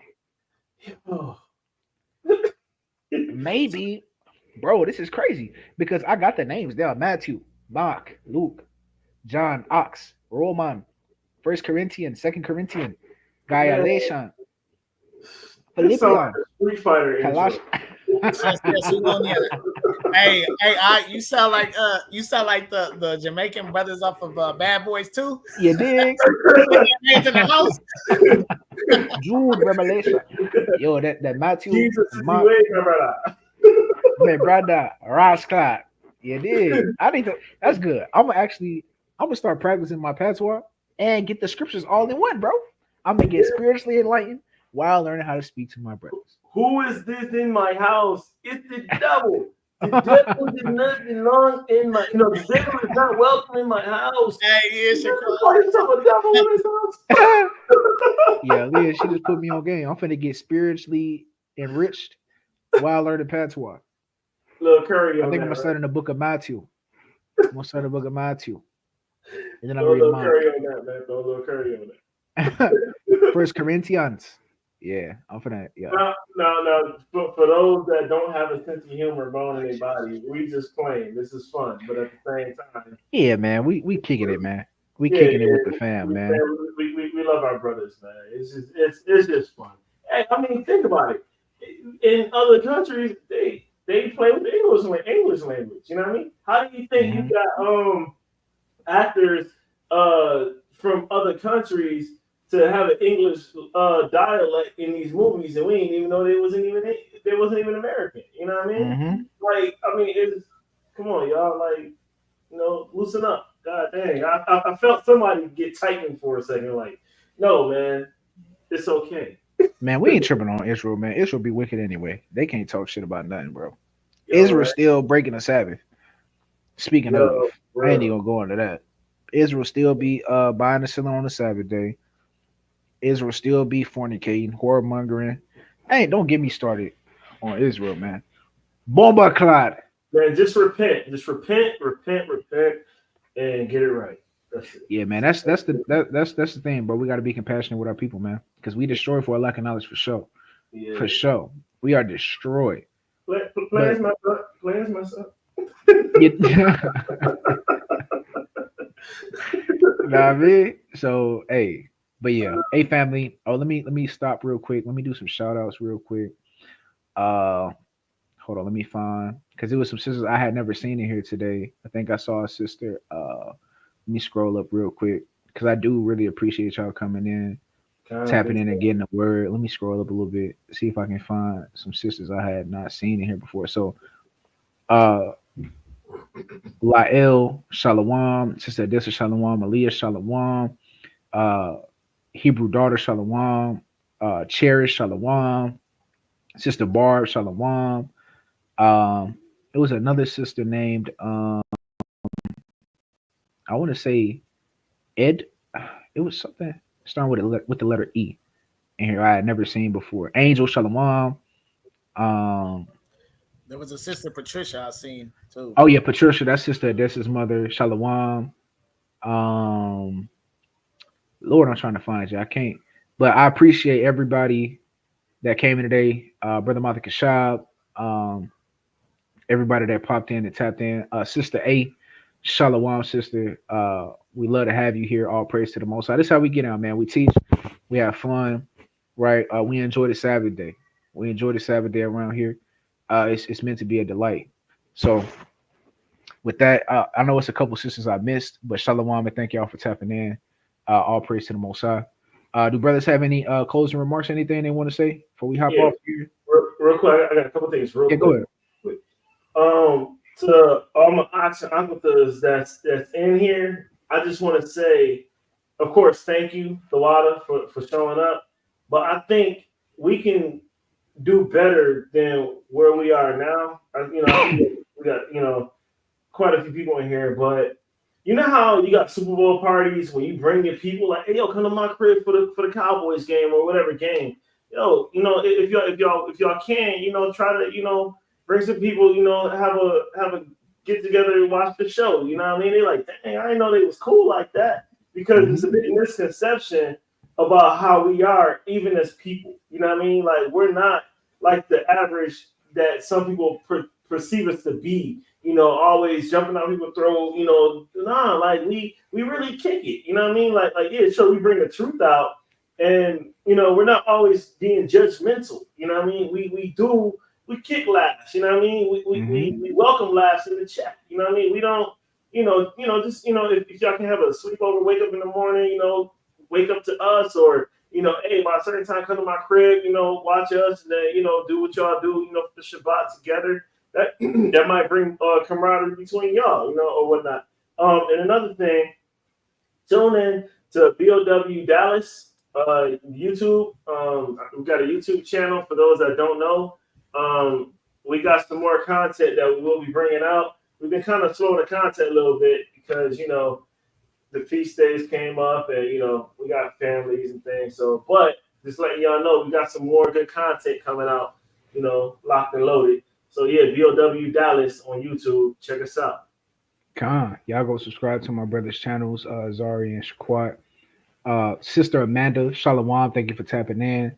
And Jemiah, Shalom. Thank everybody for tapping in today. All the brothers, all the people that I didn't see in the chat, Shalom. We appreciate you. We give the Most High all the glory, honor, and praise, man. I look back on the days when it was a memory that popped up on my Facebook. It was a time when I had 3 subscribers up. When I first came into the truth and started this channel, it was just me. Before I even joined Bell, I was teaching who are the Israelites today, bro. It's crazy, man. The Most High gives the increase, and I just got to give him all glory, honor, and praise, man. So I appreciate y'all. We gonna log off this thing. We appreciate y'all for tapping in. Oh, go ahead, squad. No bad. One more. Start one more. Yeah, go ahead. Follow BOW on TikTok too. We have BOW Dallas on TikTok. And for those that now, Thawada and Shayar for bringing out the fact that I do make beats. Shameless plug, but if anybody in the truth that wanna do some good truth music, you know what I mean, hit me up, DM me. Beat designers. I'm on Instagram. My website is under construction. Got something going on with that, but I'm on definitely got Beat Designers Official on YouTube. Just DM me or whatever, and we could try to link something up. I'm trying to push out good music from our community. You know what I'm saying? Let them know that we do got heat. So yeah, and that's it. Beat Designers. Come. All praise to the Most High. Drop your email in the chat up. Drop your email in the chat, King. But yeah, family. Again, we appreciate you so much. It's beautiful to me to see this, man, because like I said, it was a time when I had 2 subscribers, bro. When I was out in the park teaching, bro. Me and a brother, Dontre, man. It's crazy how the Most High. Now I got these 2 brothers. It's a beautiful thing, man, to see Israel rising up and learning who they are in the land of their captivity. So my heart is filled when I get on here. So we give our honor, glory, and praise to the Most High. The water, y'all know what time it is. Tomorrow, Aaliyah, hey, everybody on right now. Tomorrow, we're gonna start up the music reviews. So tomorrow, everybody said Sunday was a good day, that everybody wanted to tap in for the music reviews. I'm gonna be reacting to an album tomorrow. Israelite music only, Righteous Vibrations, and y'all tap in tomorrow. I think I'm gonna go. I'll do like 2:00 p.m. Midday. Actually, let me take a census real quick. What time would be best for y'all that y'all would tap in for the music reviews? Let me know what time is best for y'all. What time works? What time y'all be at home chilling out, ripping and running? Because I know Sunday is a day where y'all got to catch up. Saturday everything shut down for us, and Sunday y'all doing grocery shopping and things like that. So what's the best time for y'all? About 2:30, okay. And make sure y'all hit the bell when y'all subscribe. Hit the bell, so that you get the notifications when I go live. But I'll do like I'll schedule it ahead so y'all can already see it on the channel. Okay, so 2:00. All right, we'll do 2 then. That's what I was thinking anyway. So 2, we'll do it at 2:00. And be on this channel. We'll do the music reviews tomorrow as well. Because I know I said I was gonna get that started up a couple weeks ago.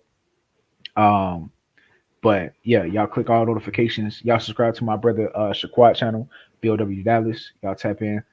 But yeah, all praise to the Most High. I'm on Eastern Standard Time. Salakia. I'm on Eastern Standard Time. Me and Aaliyah are both on Eastern Standard Time. She in New York. I'm in Tennessee.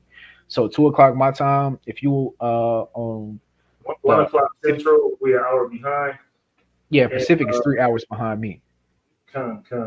And I put both emails in the chat. My Beat Designers email as well as Believers of the Way Dallas email. Hit up Beat Designers for the music. Hit us up for Believers of the Way Dallas if you got any questions, scriptural, or somebody that's out this way that's wanting to link up or join BOW Dallas. Just hit us up on our email right there. And we'll definitely get back to you ASAP. I mean, we out here. God, all praise to the Most High. Big ups to Bow Dallas, man. Be on the lookout for my brothers. So yeah, it'll be 2:00 Eastern Standard Time tomorrow for the music review. So y'all prepare accordingly. I'm on Eastern Standard Time. I know a lot of y'all on Pacific. But yeah, all praise to the Most High. I love you too, Sister Cece. House is a car in the house. All praise to the Most High. So yeah, family. With that, I say Shabbat Shalom. And yeah, I'll see y'all brothers and sisters on the main channel class here in a few. Shout out my elders working, trying to get together, making sure we do it better. Free us from this wider pressure. My people catching cases, double life he facing. Scattered all across the world, I see familiar faces.